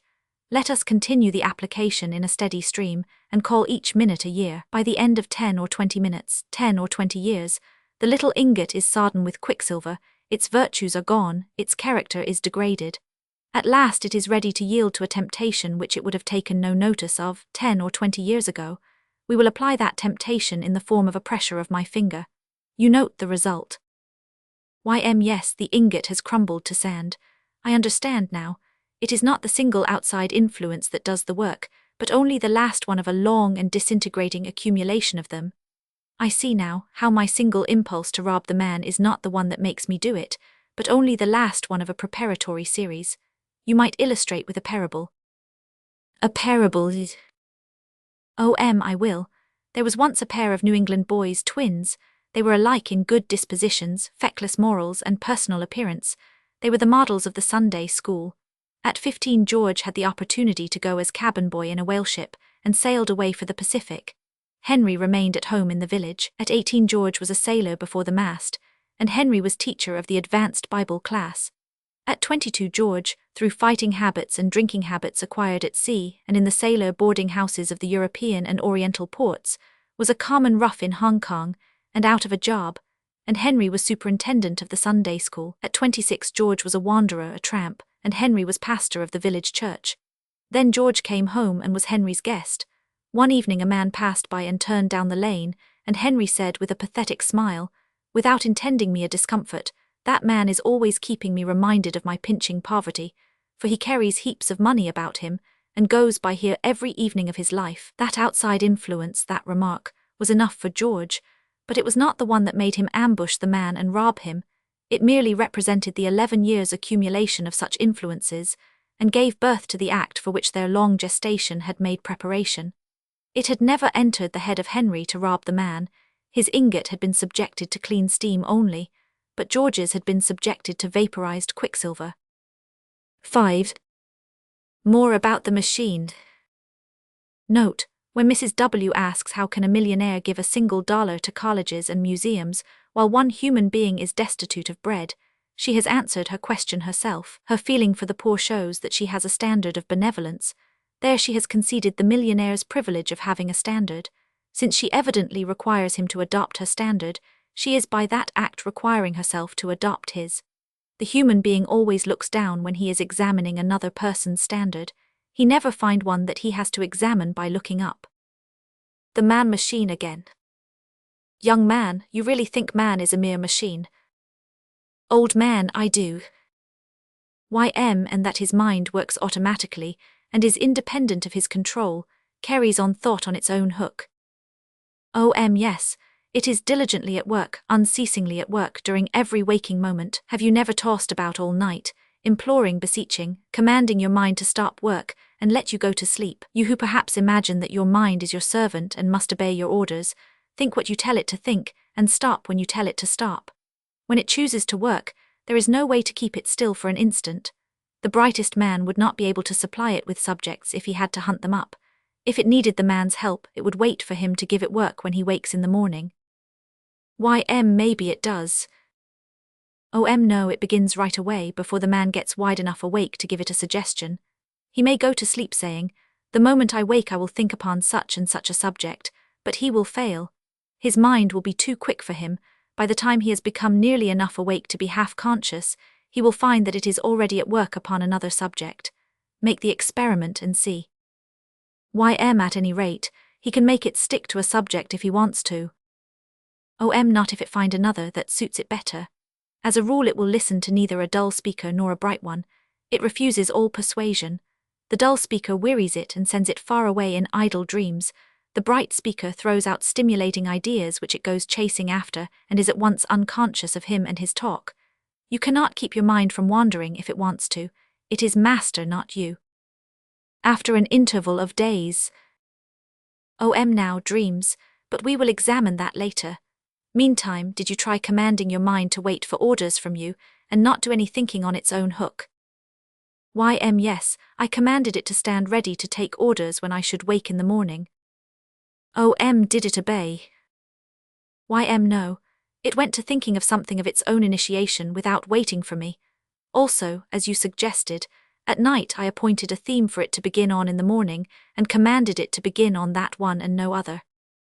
Did it obey? No. How many times did you try the experiment? 10. How many successes did you score? Not one. It is as I have said. The mind is independent of the man. He has no control over it, it does as it pleases. It will take up a subject in spite of him, it will stick to it in spite of him, it will throw it aside in spite of him. It is entirely independent of him. Go on, illustrate. Do you know chess? I learned it a week ago. Did your mind go on playing the game all night that first night? Don't mention it. It was eagerly, unsatisfiably interested. It rioted in the combinations. You implored it to drop the game and let you get some sleep. Yes, it wouldn't listen, it played right along. It wore me out and I got up haggard and wretched in the morning. At some time or other you have been captivated by a ridiculous rhyme jingle. Indeed, yes. I saw Esau kissing Kate. And she saw I saw Esau. I saw Esau, he saw Kate. And she saw. And so on. My mind went mad with joy over it. It repeated it all day and all night for a week in spite of all I could do to stop it, and it seemed to me that I must surely go crazy. And the new popular song. Yes.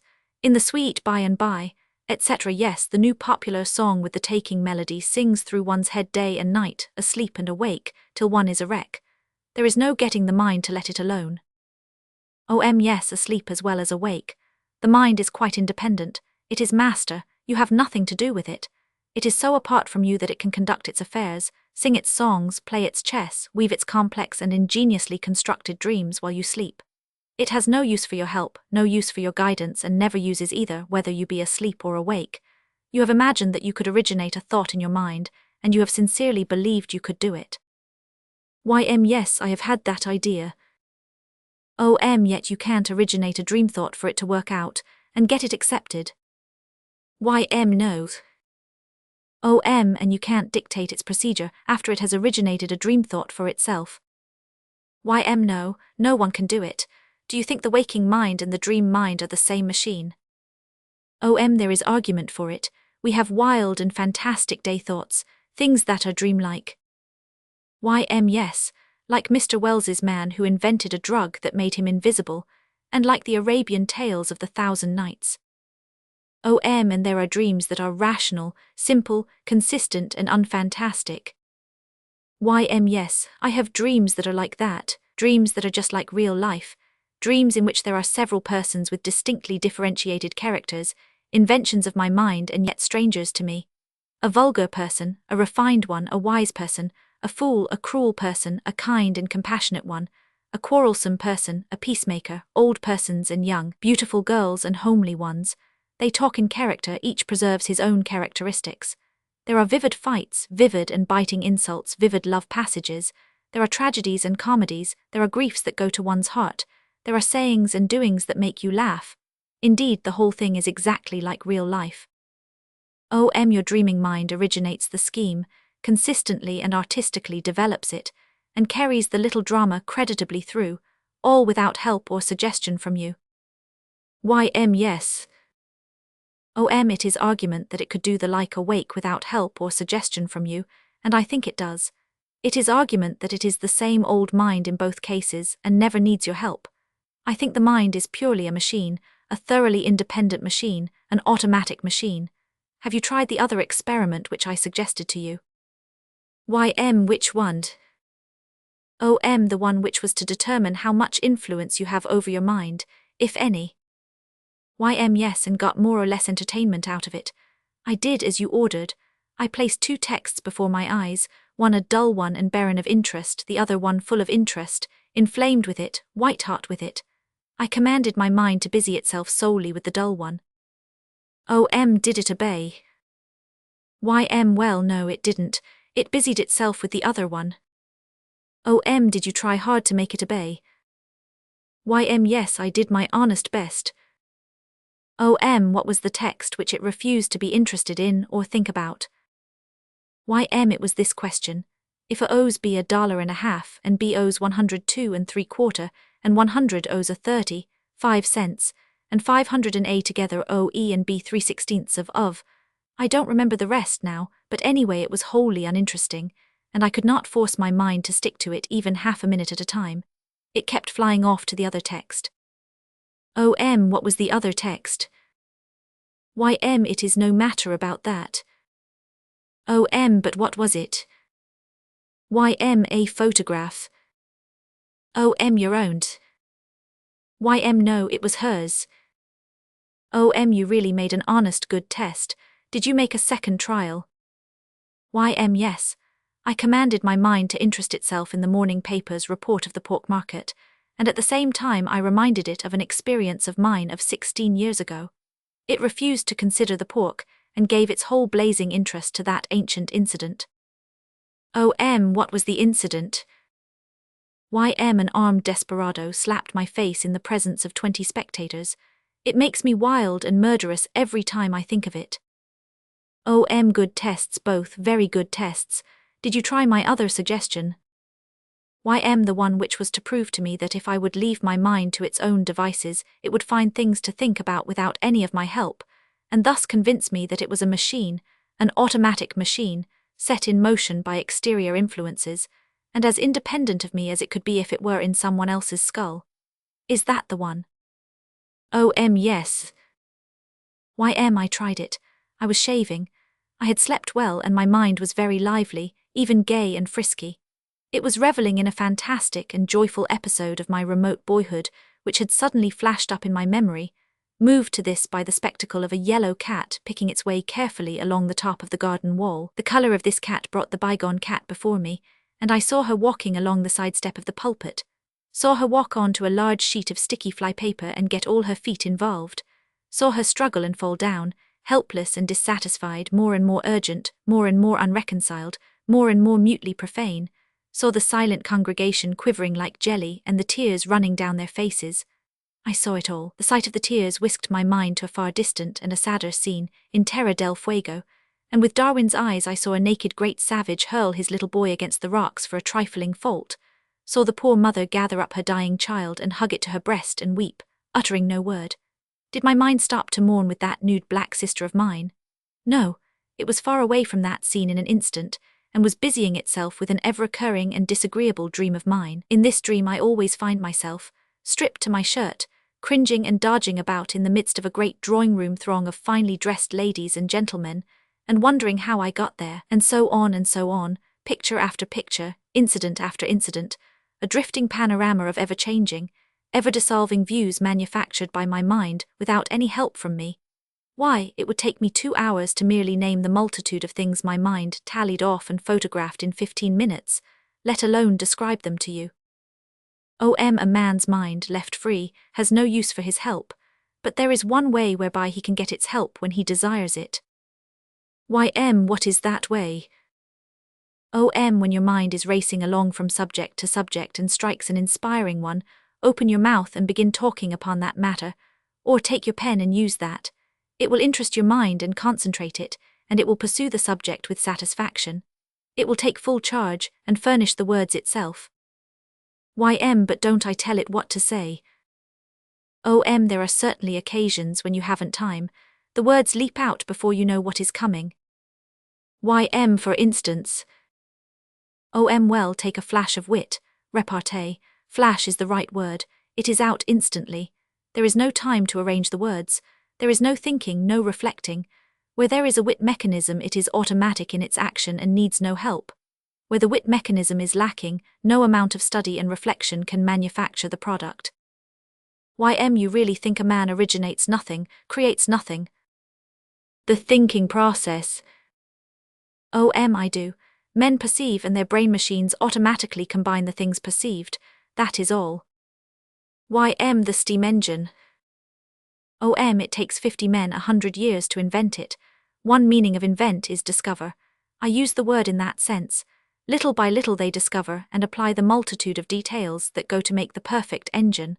Watt noticed that confined steam was strong enough to lift the lid of the teapot. He didn't create the idea, he merely discovered the fact. The cat had noticed it 100 times. From the teapot he evolved the cylinder, from the displaced lid he evolved the piston rod. To attach something to the piston rod to be moved by it was a simple matter, crank and wheel. And so there was a working engine. One by one, improvements were discovered by men who used their eyes, not their creating powers, for they hadn't any. And now, after 100 years, the patient contributions of 50 or 100 observers stand, compacted in the wonderful machine, which drives the ocean liner. A Shakespearean play. The process is the same. The first actor was a savage. He reproduced in his theatrical war dances, scalp dances and so on, incidents which he had seen in real life. A more advanced civilization produced more incidents, more episodes. The actor and the storyteller borrowed them. And so the drama grew little by little, stage by stage.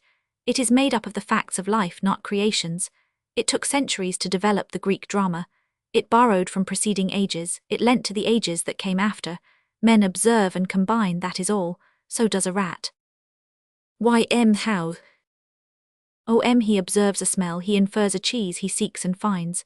The astronomer observes this and that, adds his this and that to the this and that's of 100 predecessors, infers an invisible planet, seeks it and finds it. The rat gets into a trap, gets out with trouble, infers that cheese in traps lacks value and meddles with that trap no more. The astronomer is very proud of his achievement, the rat is proud of his, yet both are machines. They have done machine work, they have originated nothing, they have no right to be vain. The whole credit belongs to their maker. They are entitled to no honors, no praises, no monuments when they die, no remembrance. One is a complex and elaborate machine, the other a simple and limited machine. But they are alike in principle, function and process, and neither of them works otherwise than automatically, and neither of them may righteously claim a personal superiority or a personal dignity above the other. In earned personal dignity, then, and in personal merit for what he does, it follows of necessity that he is on the same level as a rat. His brother the rat. Yes, that is how it seems to me. Neither of them being entitled to any personal merit for what he does, it follows of necessity that neither of them has a right to arrogate to himself, personally created superiorities over his brother. Why are you determined to go on believing in these insanities?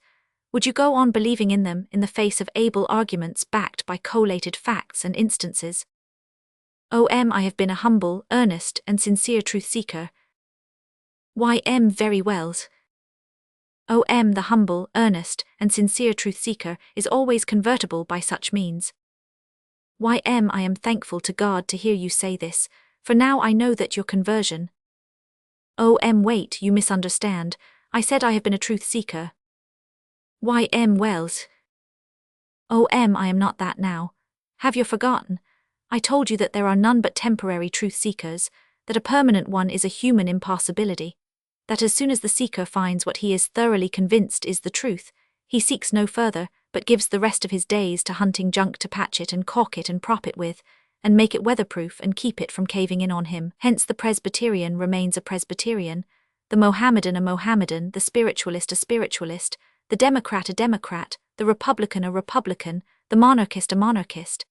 And if a humble, earnest, and sincere seeker after truth should find it in the proposition that the moon is made of green cheese, nothing could ever budge him from that position, for he is nothing but an automatic machine, and must obey the laws of his construction. And so, having found the truth, perceiving that beyond question man has but one moving impulse, the contenting of his own spirit, and is merely a machine and entitled to no personal merit for anything he does, it is not humanly possible for me to seek further. The rest of my days will be spent in patching and painting and puttying and caulking my priceless possession, and in looking the other way when an imploring argument or a damaging fact approaches. Chapter 6. Instinct and Thought. Young man, it is odious. Those drunken theories of yours, advanced a while ago, concerning the rat and all that, strip man bare of all his dignities, grandeurs, sublimities. Old man, he hasn't any to strip, they are shams, stolen clothes. He claims credits which belong solely to his maker. But you have no right to put him on a level with a rat. I don't morally. That would not be fair to the rat is well above him there. Are you joking? No, I am not. Then what do you mean? That comes under the head of the moral sense. It is a large question. Let us finish with what we are about now before we take it up. Very well. You have seemed to concede that you place man and the rat on a level. What is it, the intellectual? In form, not a degree. Explained. I think that the rat's mind and the man's mind are the same machine, but of unequal capacities, like yours and Edison's, like the African pygmies and Homer, like the Bushman's and Bismarck's. How are you going to make that out, when the lower animals have no mental quality but instinct, while man possesses reason? What is instinct? It is merely unthinking and mechanical exercise of inherited habit. What originated the habit? The first animal started it, its descendants have inherited it. How did the first one come to start it? I don't know, but it didn't think it out. How do you know it did? Well, I have a right to suppose it didn't anyway. I don't believe you have. What is thought? I know what you call it. The mechanical and automatic putting together of impressions received from outside, and drawing an inference from them. Very good. Now my idea of the meaningless term instinct is that it is merely petrified thought, solidified and made inanimate by habit, thought which was once alive and awake but is become unconscious, walks in its sleep so to speak. Illustrate it. Take a herd of cows feeding in a pasture. Their heads are all turned in one direction. They do that instinctively, they gain nothing by it, they have no reason for it, they don't know why they do it. It is an inherited habit which was originally thought, that is to say, observation of an exterior fact, and a valuable inference drawn from that observation, and confirmed by experience. The original wild ox noticed that with the wind in his favor he could smell his enemy in time to escape. Then he inferred that it was worthwhile to keep his nose to the wind. That is the process which man calls reasoning. Man's thought machine works just like the other animals, but it is a better one and more Edisonian. Man, in the ox's place, would go further, reason wider. He would face part of the herd the other way and protect both front and rear. Why did you say the term instinct is meaningless? I think it is a bastard word. I think it confuses us, for as a rule it applies itself to habits and impulses which had a far-off origin in thought, and now and then breaks the rule and applies itself to habits which can hardly claim a thought origin. Why give an instance? Well, in putting on trousers a man always inserts the same old leg first, never the other one. There is no advantage in that and no sense in it. All men do it, yet no man thought it out and adopted it of set purpose, I imagine. But it is a habit which is transmitted, no doubt, and will continue to be transmitted. Why can you prove that the habit exists? You can prove it if you doubt. If you will take a man to a clothing store and watch him try on a dozen pairs of trousers, you will see. Why the cow illustration is not sufficient to show that a dumb animal's mental machine is just the same as a man's and its reasoning process is the same. I will illustrate further. If you should hand Mr. Edison a box which you caused to fly open by some concealed device, he would infer a spring, and would hunt for it and find it. Now an uncle of mine had an old horse who used to get into the closed lot where the corn crib was, and dishonestly take the corn. I got the punishment myself, as it was supposed that I had heedlessly failed to insert the wooden pin which kept the gate closed. These persistent punishments fatigued me. They also caused me to infer the existence of a culprit somewhere, so I hid myself and watched the gate. Presently the horse came and pulled the pin out with his teeth and went in. Nobody taught him that. He had observed, then thought it out for himself. His process did not differ from Edison's. He put this and that together and drew an inference and the peg too, but I made him sweat for it. Why it has something of the seeming of thought about it, still it is not very elaborate, in large.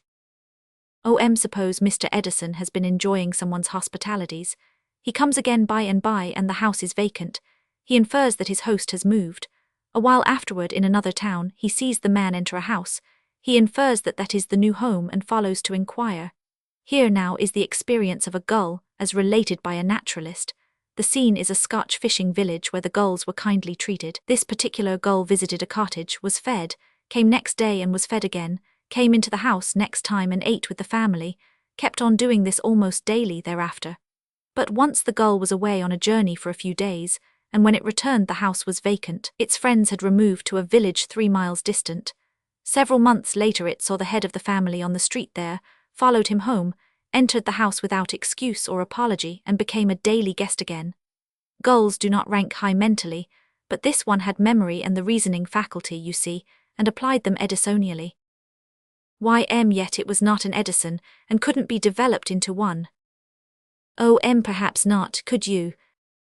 Why that is neither here nor there, go on. If Edison were in trouble, and a stranger helped him out of it, and next day he got into the same difficulty again, he would infer the wise thing to do in case he knew the stranger's address. Here is a case of a bird and a stranger, as related by a naturalist. An Englishman saw a bird flying around about his dog's head, down in the grounds and uttering cries of distress. He went there to see about it. The dog had a young bird in his mouth unhurt. The gentleman rescued it and put it on a bush and brought the dog away. Early the next morning the mother bird came for the gentleman, who was sitting on his veranda, and by its manoeuvres persuaded him to follow it to a distant part of the grounds, flying a little way in front of him and waiting for him to catch up and so on, and keeping to the winding path too, instead of flying the near way across lots. The distance covered was 400 yards. The same dog was the culprit. He had the young bird again, and once more he had to give it up. Now the mother bird had reasoned it all out. Since the stranger had helped her once, she inferred that he would do it again. She knew where to find him and she went upon her errand with confidence. Her mental processes were what Edison's would have been. She put this and that together, and that is all that thought is, and out of them built her logical arrangement of inferences. Edison couldn't have done it any better himself. Why do you believe that many of the dumb animals can think? Yes, the elephant, the monkey, the horse, the dog, the parrot, the macaw, the mockingbird, and many others.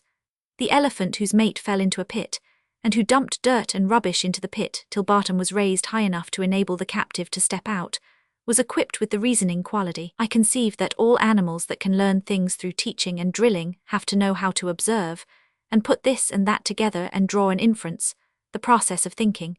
Could you teach an idiot the manual of arms, and to advance, retreat, and go through complex field maneuvers at the word of command? Why not if he were a thorough idiot? Well, canary birds can learn all that, dogs and elephants learn all sorts of wonderful things. They must surely be able to notice and to put things together and say to themselves, I get the idea now. When I do so and so as per order I am praised and fed, when I do differently I am punished. Fleas can be taught nearly anything that a congressman can. Granting then that dumb animals are able to think upon a low plane, is there any that can think upon a high one? Is there one that is well up toward man? Yes. As a thinker and planner the ant is the equal of any savage race of men. As a self-educated specialist in several arts, she is the superior of any savage race of men. And in one or two high mental qualities, she is above the reach of any man, savage or civilized. Come, you are abolishing the intellectual frontier which separates man and beast. I beg your pardon, one cannot abolish what does not exist. You are not in earnest, I hope.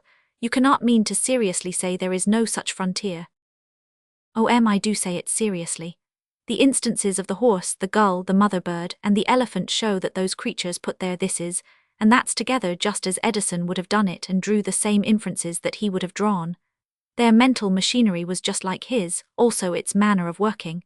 Their equipment was as inferior to the Strasbourg clock, but that is the only difference. There is no frontier. It looks exasperatingly true, and is distinctly offensive. It elevates the dumb beasts too. Let us drop that lying phrase, and call them the unrevealed creatures. So far as we can know, there is no such thing as a dumb beast. On what grounds do you make that assertion? On quite simple ones. Dumb beast suggests an animal that has no thought machinery, no understanding, no speech, no way of communicating what is in its mind. We know that a hen has speech.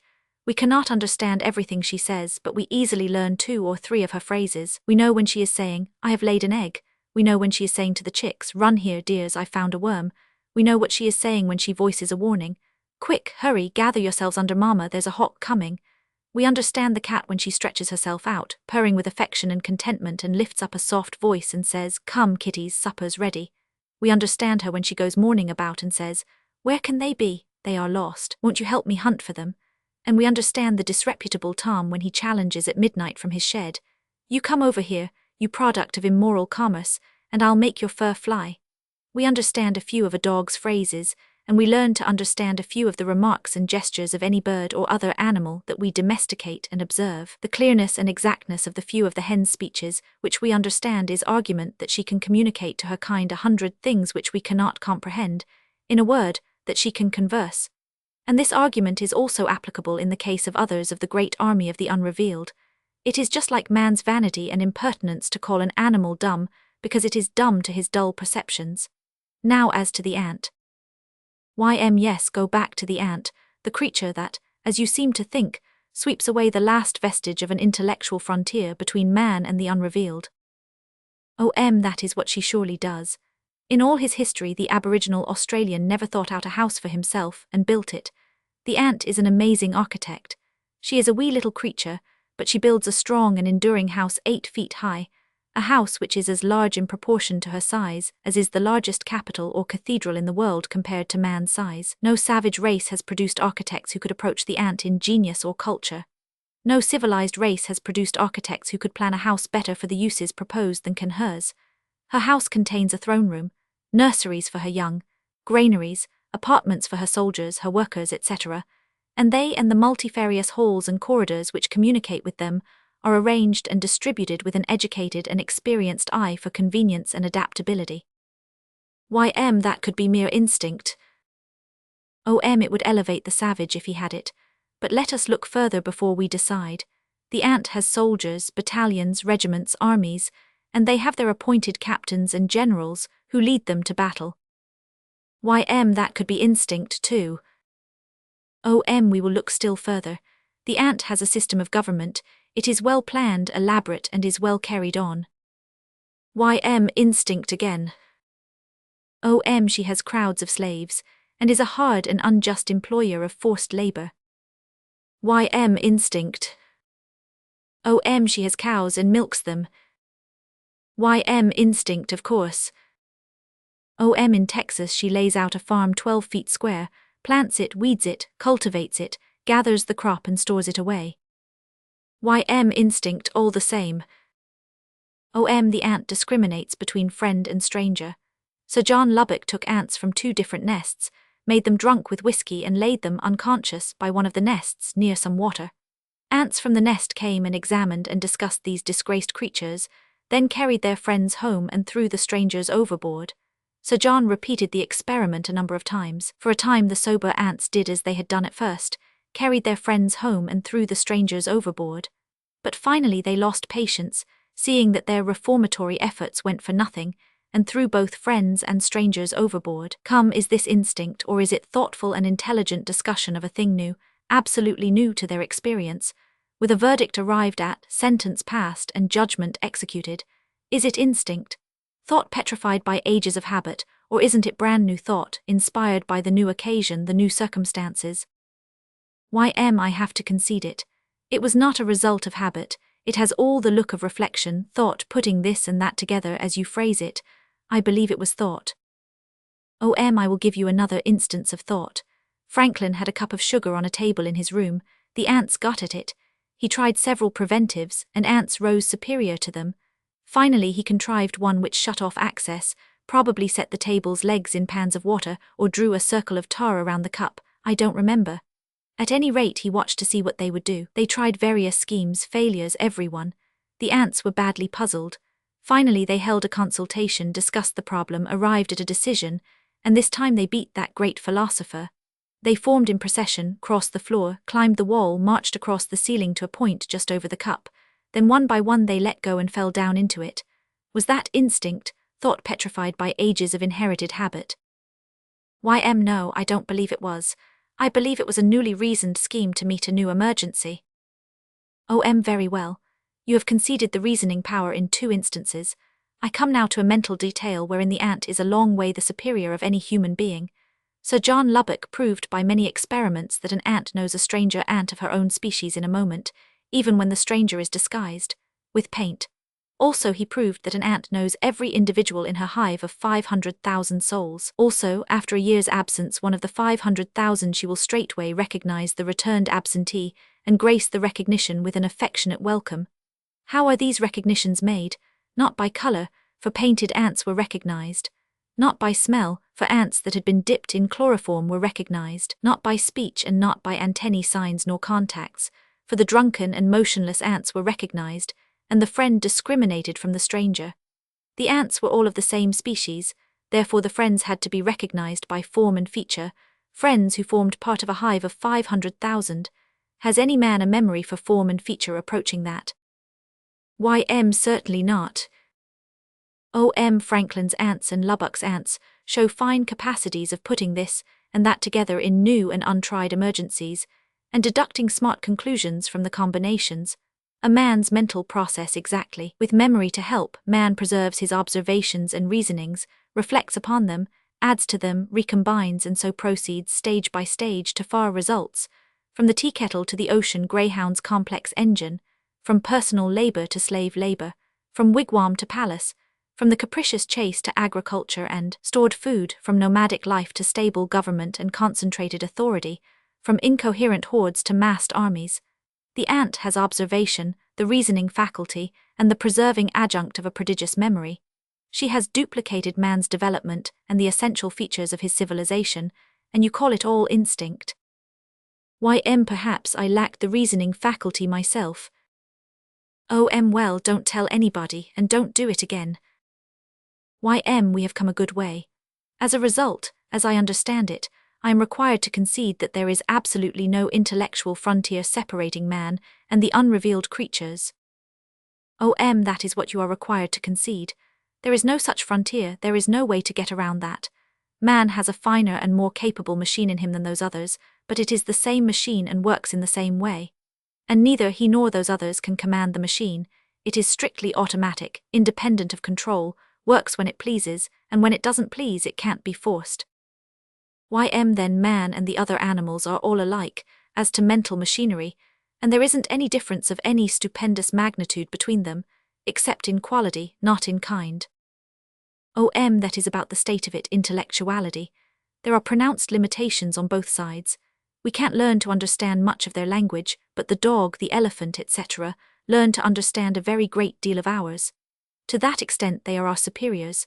On the other hand, they can't learn reading, writing, etc., nor any of our fine and high things, and there we have a large advantage over them.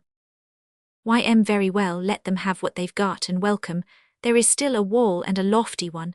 They haven't got the moral sense, we have it, and it lifts us immeasurably above them. What makes you think that? Now look here, let's call a halt.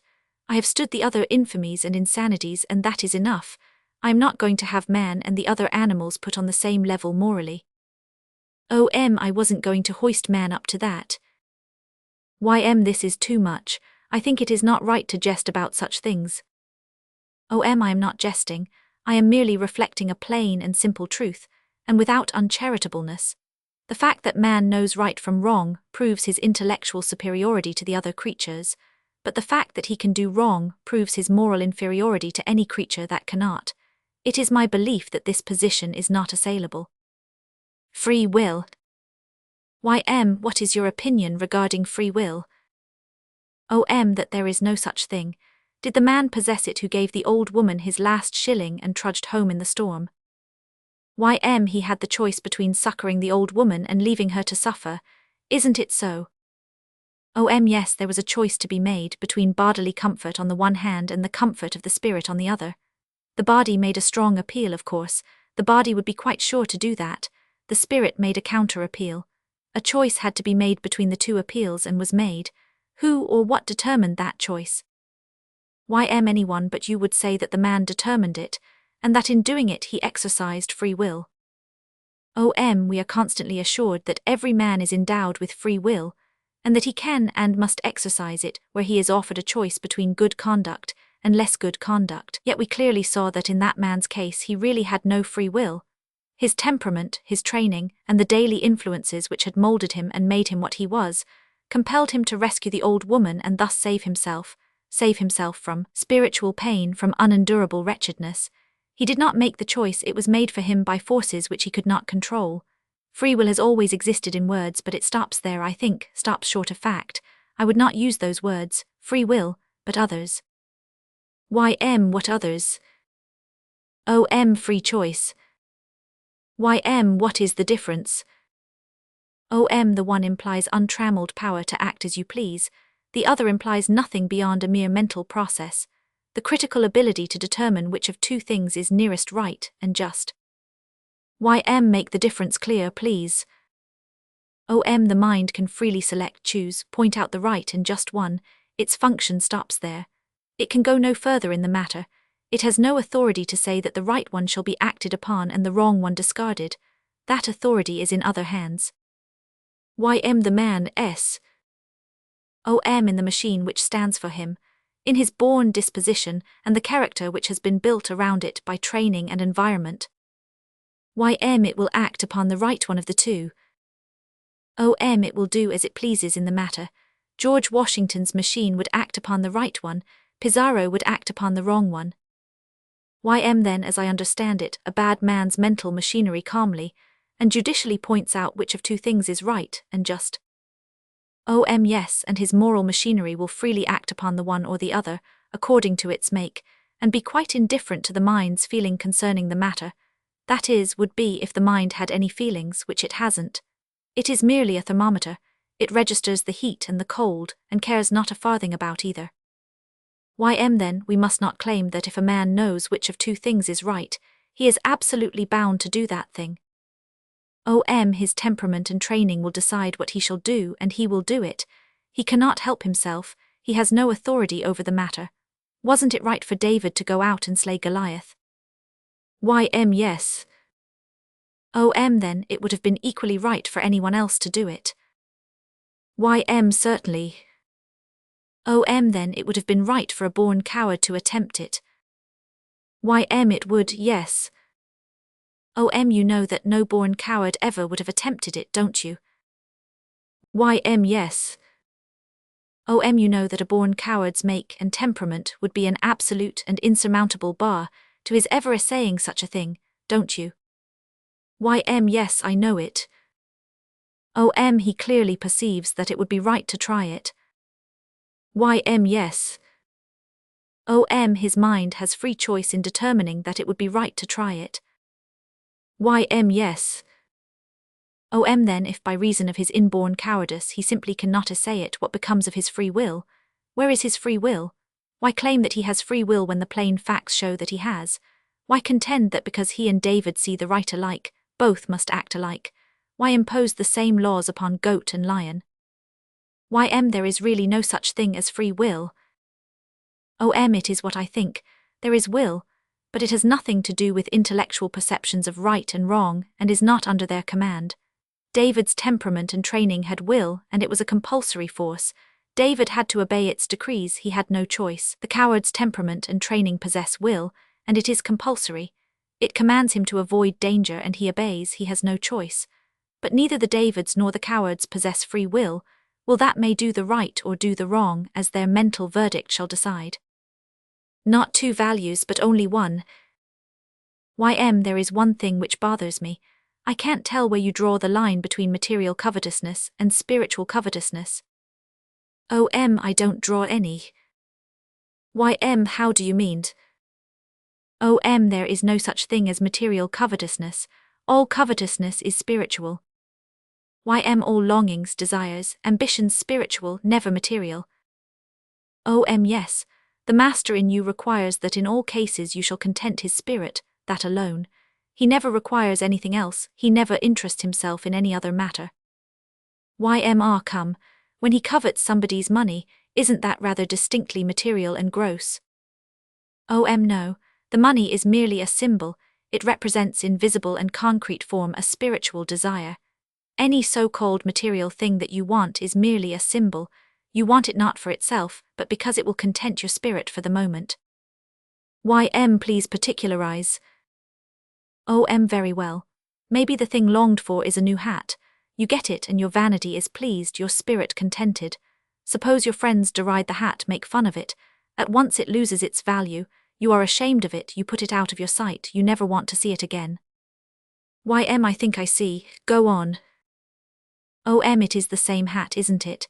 It is in no way altered, but it wasn't the hat you wanted, but only what it stood for, a something to please and content your spirit. When it failed of that, the whole of its value was gone. There are no material values, there are only spiritual ones. You will hunt in vain for a material value that is actual, real, there is no such thing. The only value it possesses for even a moment is the spiritual value back of it. Remove that end and it is at once worthless, like the hat. Can you extend that to money? Yes.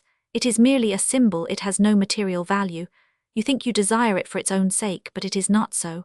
You desire it for the spiritual content it will bring. If it fail of that, you discover that its value is gone. There is that pathetic tale of the man who labored like a slave, unresting, unsatisfied, until he had accumulated a fortune and was happy over it, jubilant about it. Then in a single week a pestilence swept away all whom he held dear and left him desolate. His money's value was gone. He realized that his joy in it came not from the money itself, but from the spiritual contentment he got out of his family's enjoyment of the pleasures and delights it lavished upon them. Money has no material value. If you remove its spiritual value, nothing is left but dross. It is so with all things, little or big, majestic or trivial, there are no exceptions. Crowns, scepters, pennies, paste jewels, village notoriety, worldwide fame, they are all the same, they have no material value. While they content the spirit they are precious, when this fails they are worthless. A difficult question. You keep me confused and perplexed all the time by your elusive terminology. Sometimes you divide a man up into 2 or 3 separate personalities, each with authorities, jurisdictions and responsibilities of its own, and when he is in that condition I can't grasp it.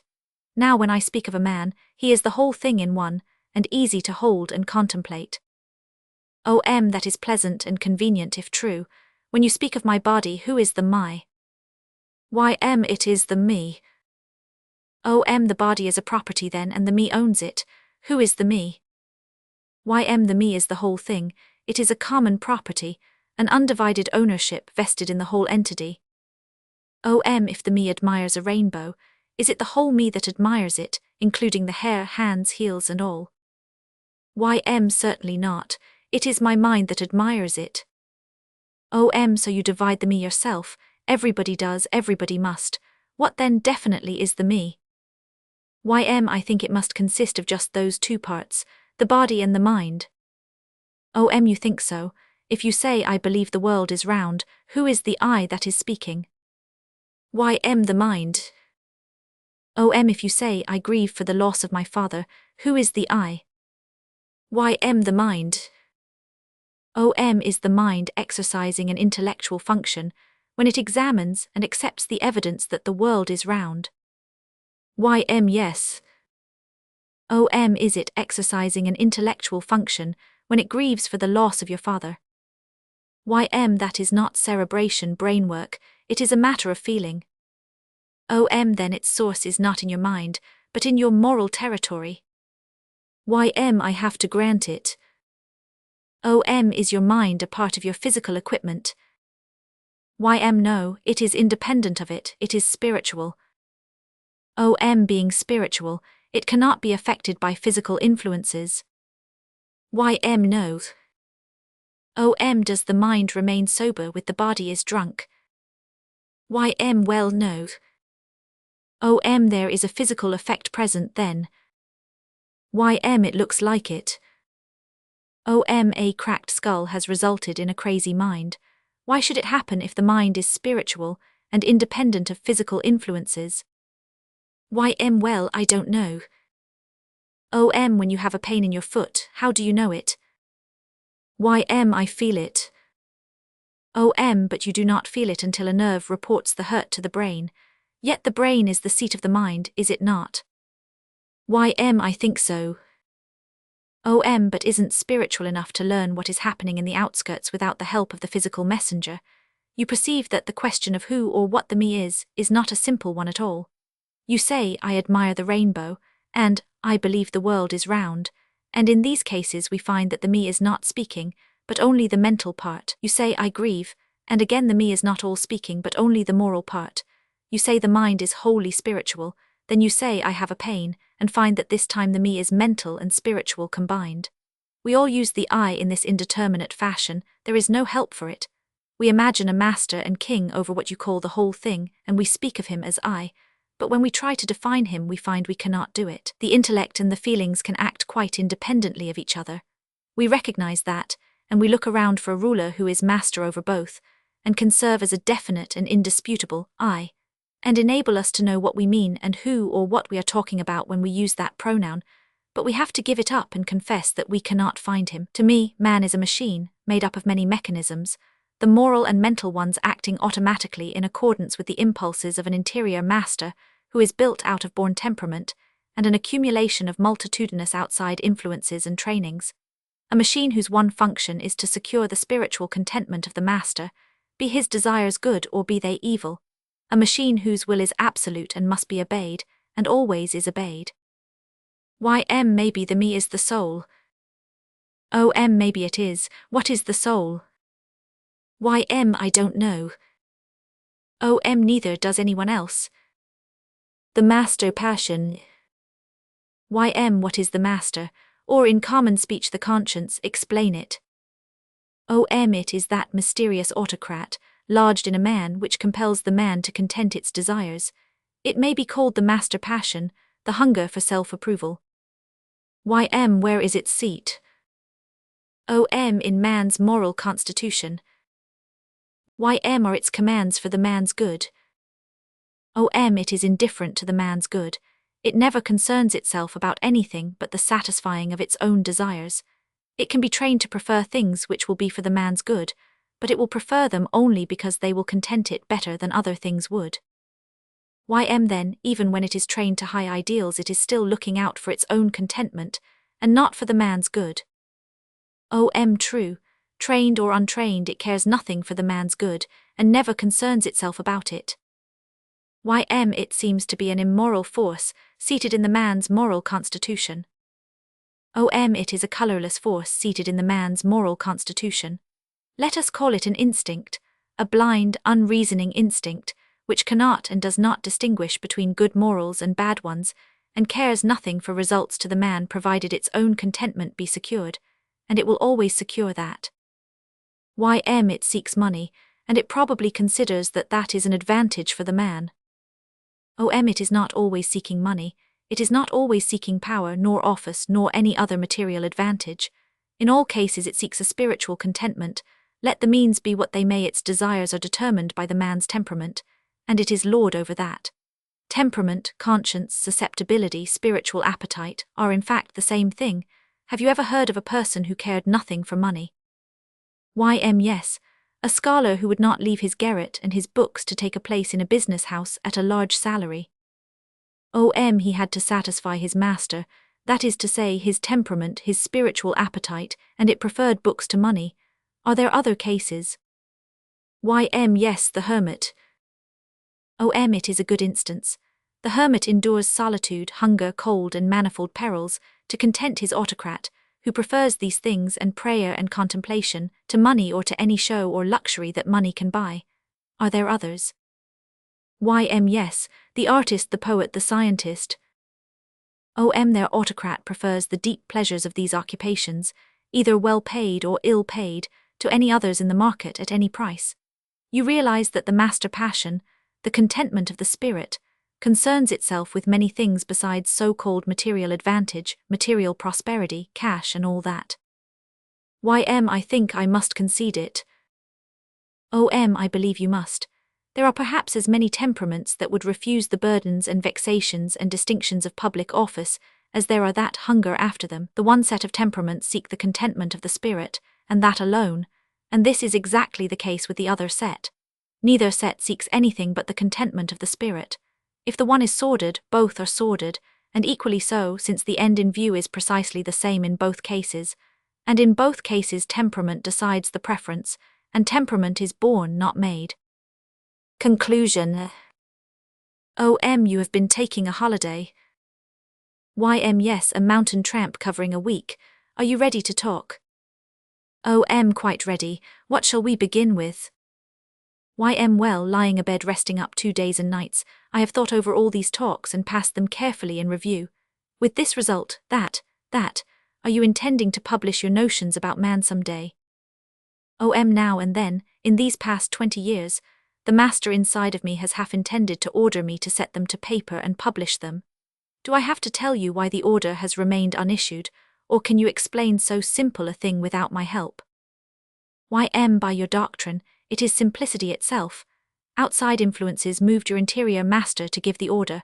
Stronger outside influences deterred him. Without the outside influences, neither of these impulses could ever have been born, since a person's brain is incapable or originating an idea within itself. Correct, go on. The matter of publishing or withholding is still in your master's hands. If some day an outside influence shall determine him to publish, he will give the order, and it will be obeyed. That is correct. Well, upon reflection, I have arrived at the conviction that the publication of your doctrines would be harmful. Do you pardon me? Pardon you. You have done nothing. You are an instrument, a speaking trumpet. Speaking trumpets are not responsible for what is said through them. Outside influences, in the form of lifelong teachings, trainings, notions, prejudices, and other second-hand importations, have persuaded the master within you that the publication of these doctrines would be harmful. Very well, this is quite natural, and was to be expected, in fact was inevitable. Go on, for the sake of ease and convenience stick to habit, speak in the first person and tell me what your master thinks about it. Well, to begin, it is a desolating doctrine, it is not inspiring, enthusing, uplifting, it takes the glory out of man, it takes the pride out of him, it takes the heroism out of him, it denies him all personal credit, all applause. It not only degrades him to a machine, but allows him no control over the machine, makes a mere coffee mill of him, and neither permits him to supply the coffee nor turn the crank, his sole and piteously humble function being to grind coarse or fine, according to his make, outside impulses doing the rest. It is correctly stated. Tell me, what do men admire most in each other? Intellect, courage, majesty of build, beauty of countenance, charity, benevolence, magnanimity, kindliness, heroism, and I would not go any further. These are elementals: virtue, fortitude, holiness, truthfulness, loyalty, high ideals. These, and all the related qualities that are named in the dictionary, are made of the elementals, by blendings, combinations, and shadings of the elementals. Just as one makes green by blending blue and yellow, and makes several shades and tints of red by modifying the elemental red. There are several elemental colors, they are all in the rainbow. Out of them we manufacture and name 50 shades of them. You have named the elementals of the human rainbow, and also one blend, heroism, which is made out of courage and magnanimity. Very well then, which of these elements does the possessor of it manufacture for himself? Is it intellect? No. Why? He is born with it. Is it courage? No, he is born with it. Is it majesty of build, beauty of countenance? No, they are birthrights. Take those others, the elemental moral qualities, charity, benevolence, magnanimity, kindliness, fruitful seeds, out of which spring, through cultivation by outside influences, all the manifold blends and combinations of virtues named in the dictionaries. Does man manufacture any of those seeds, or are they all born in him? Born in him. Who manufactures them then? God. Where does the credit of it belong? To God. And the glory of which you spoke, and the applause. To God. Then it is you who degrade man. You make him claim glory, praise, flattery for every valuable thing he possesses, borrowed finery, the whole of it. No rag of it earned by himself, not a detail of it produced by his own labor. You make man a humbug. Have I done worse by him? You have made a machine of him. Who devised that cunning and beautiful mechanism, a man's hand? God. Who devised the law by which it automatically hammers out of a piano an elaborate piece of music without error, while the man is thinking about something else, or talking to a friend? God. Who devised the blood? Who devised the wonderful machinery which automatically drives its renewing and refreshing streams through the body, day and night, without assistance or advice from the man? Who devised the man's mind, whose machinery works automatically, interests itself in what it pleases, regardless of its will or desire, labors all night when it likes, deaf to his appeals for mercy? God devised all these things. I have not made man a machine, God made him a machine. I am merely calling attention to the fact, nothing more. Is it wrong to call attention to the fact? Is it a crime? I think it is wrong to expose a fact when harm can come of it. Go on. Look at the matter as it stands now. Man has been taught that he is the supreme marvel of the creation. He believes it. In all the ages he has never doubted it, whether he was a naked savage, or clothed in purple and fine linen and civilized. This has made his heart buoyant, his life cheery, his pride in himself, his sincere admiration of himself, his joy in what he supposed were his own and unassisted achievements, and his exultation over the praise and applause which they evoked. These have exalted him, enthused him, ambitioned him to higher and higher flights. In a word, made his life worth the living. But by your scheme all this is abolished. He is degraded to a machine, he is a nobody, his noble prides wither to mere vanities. Let him strive as he may, he can never be any better than his humblest and stupidest neighbor. He would never be cheerful again, his life would not be worth the living. You really think that? I certainly do. Have you ever seen me uncheerful, unhappy? No. Well, I believe these things. Why have they not made me unhappy? Well, temperament, of course. You never let that escape from your scheme. That is correct. If a man is born with an unhappy temperament, nothing can make him happy. If he is born with a happy temperament, nothing can make him unhappy. What? Not even a degrading and heart-chilling system of beliefs? Beliefs, mere convictions, they are powerless. They strive in vain against inborn temperament. I can't believe that, and I don't. Now you are speaking hastily. It shows that you have not studiously examined the facts. Of all your intimates, which one is the happiest? Isn't it Burgess? Easily. And which one is the unhappiest? Henry Adams. Without a question. I know them well. They are extremes, abnormals, their temperaments are as opposite as the poles.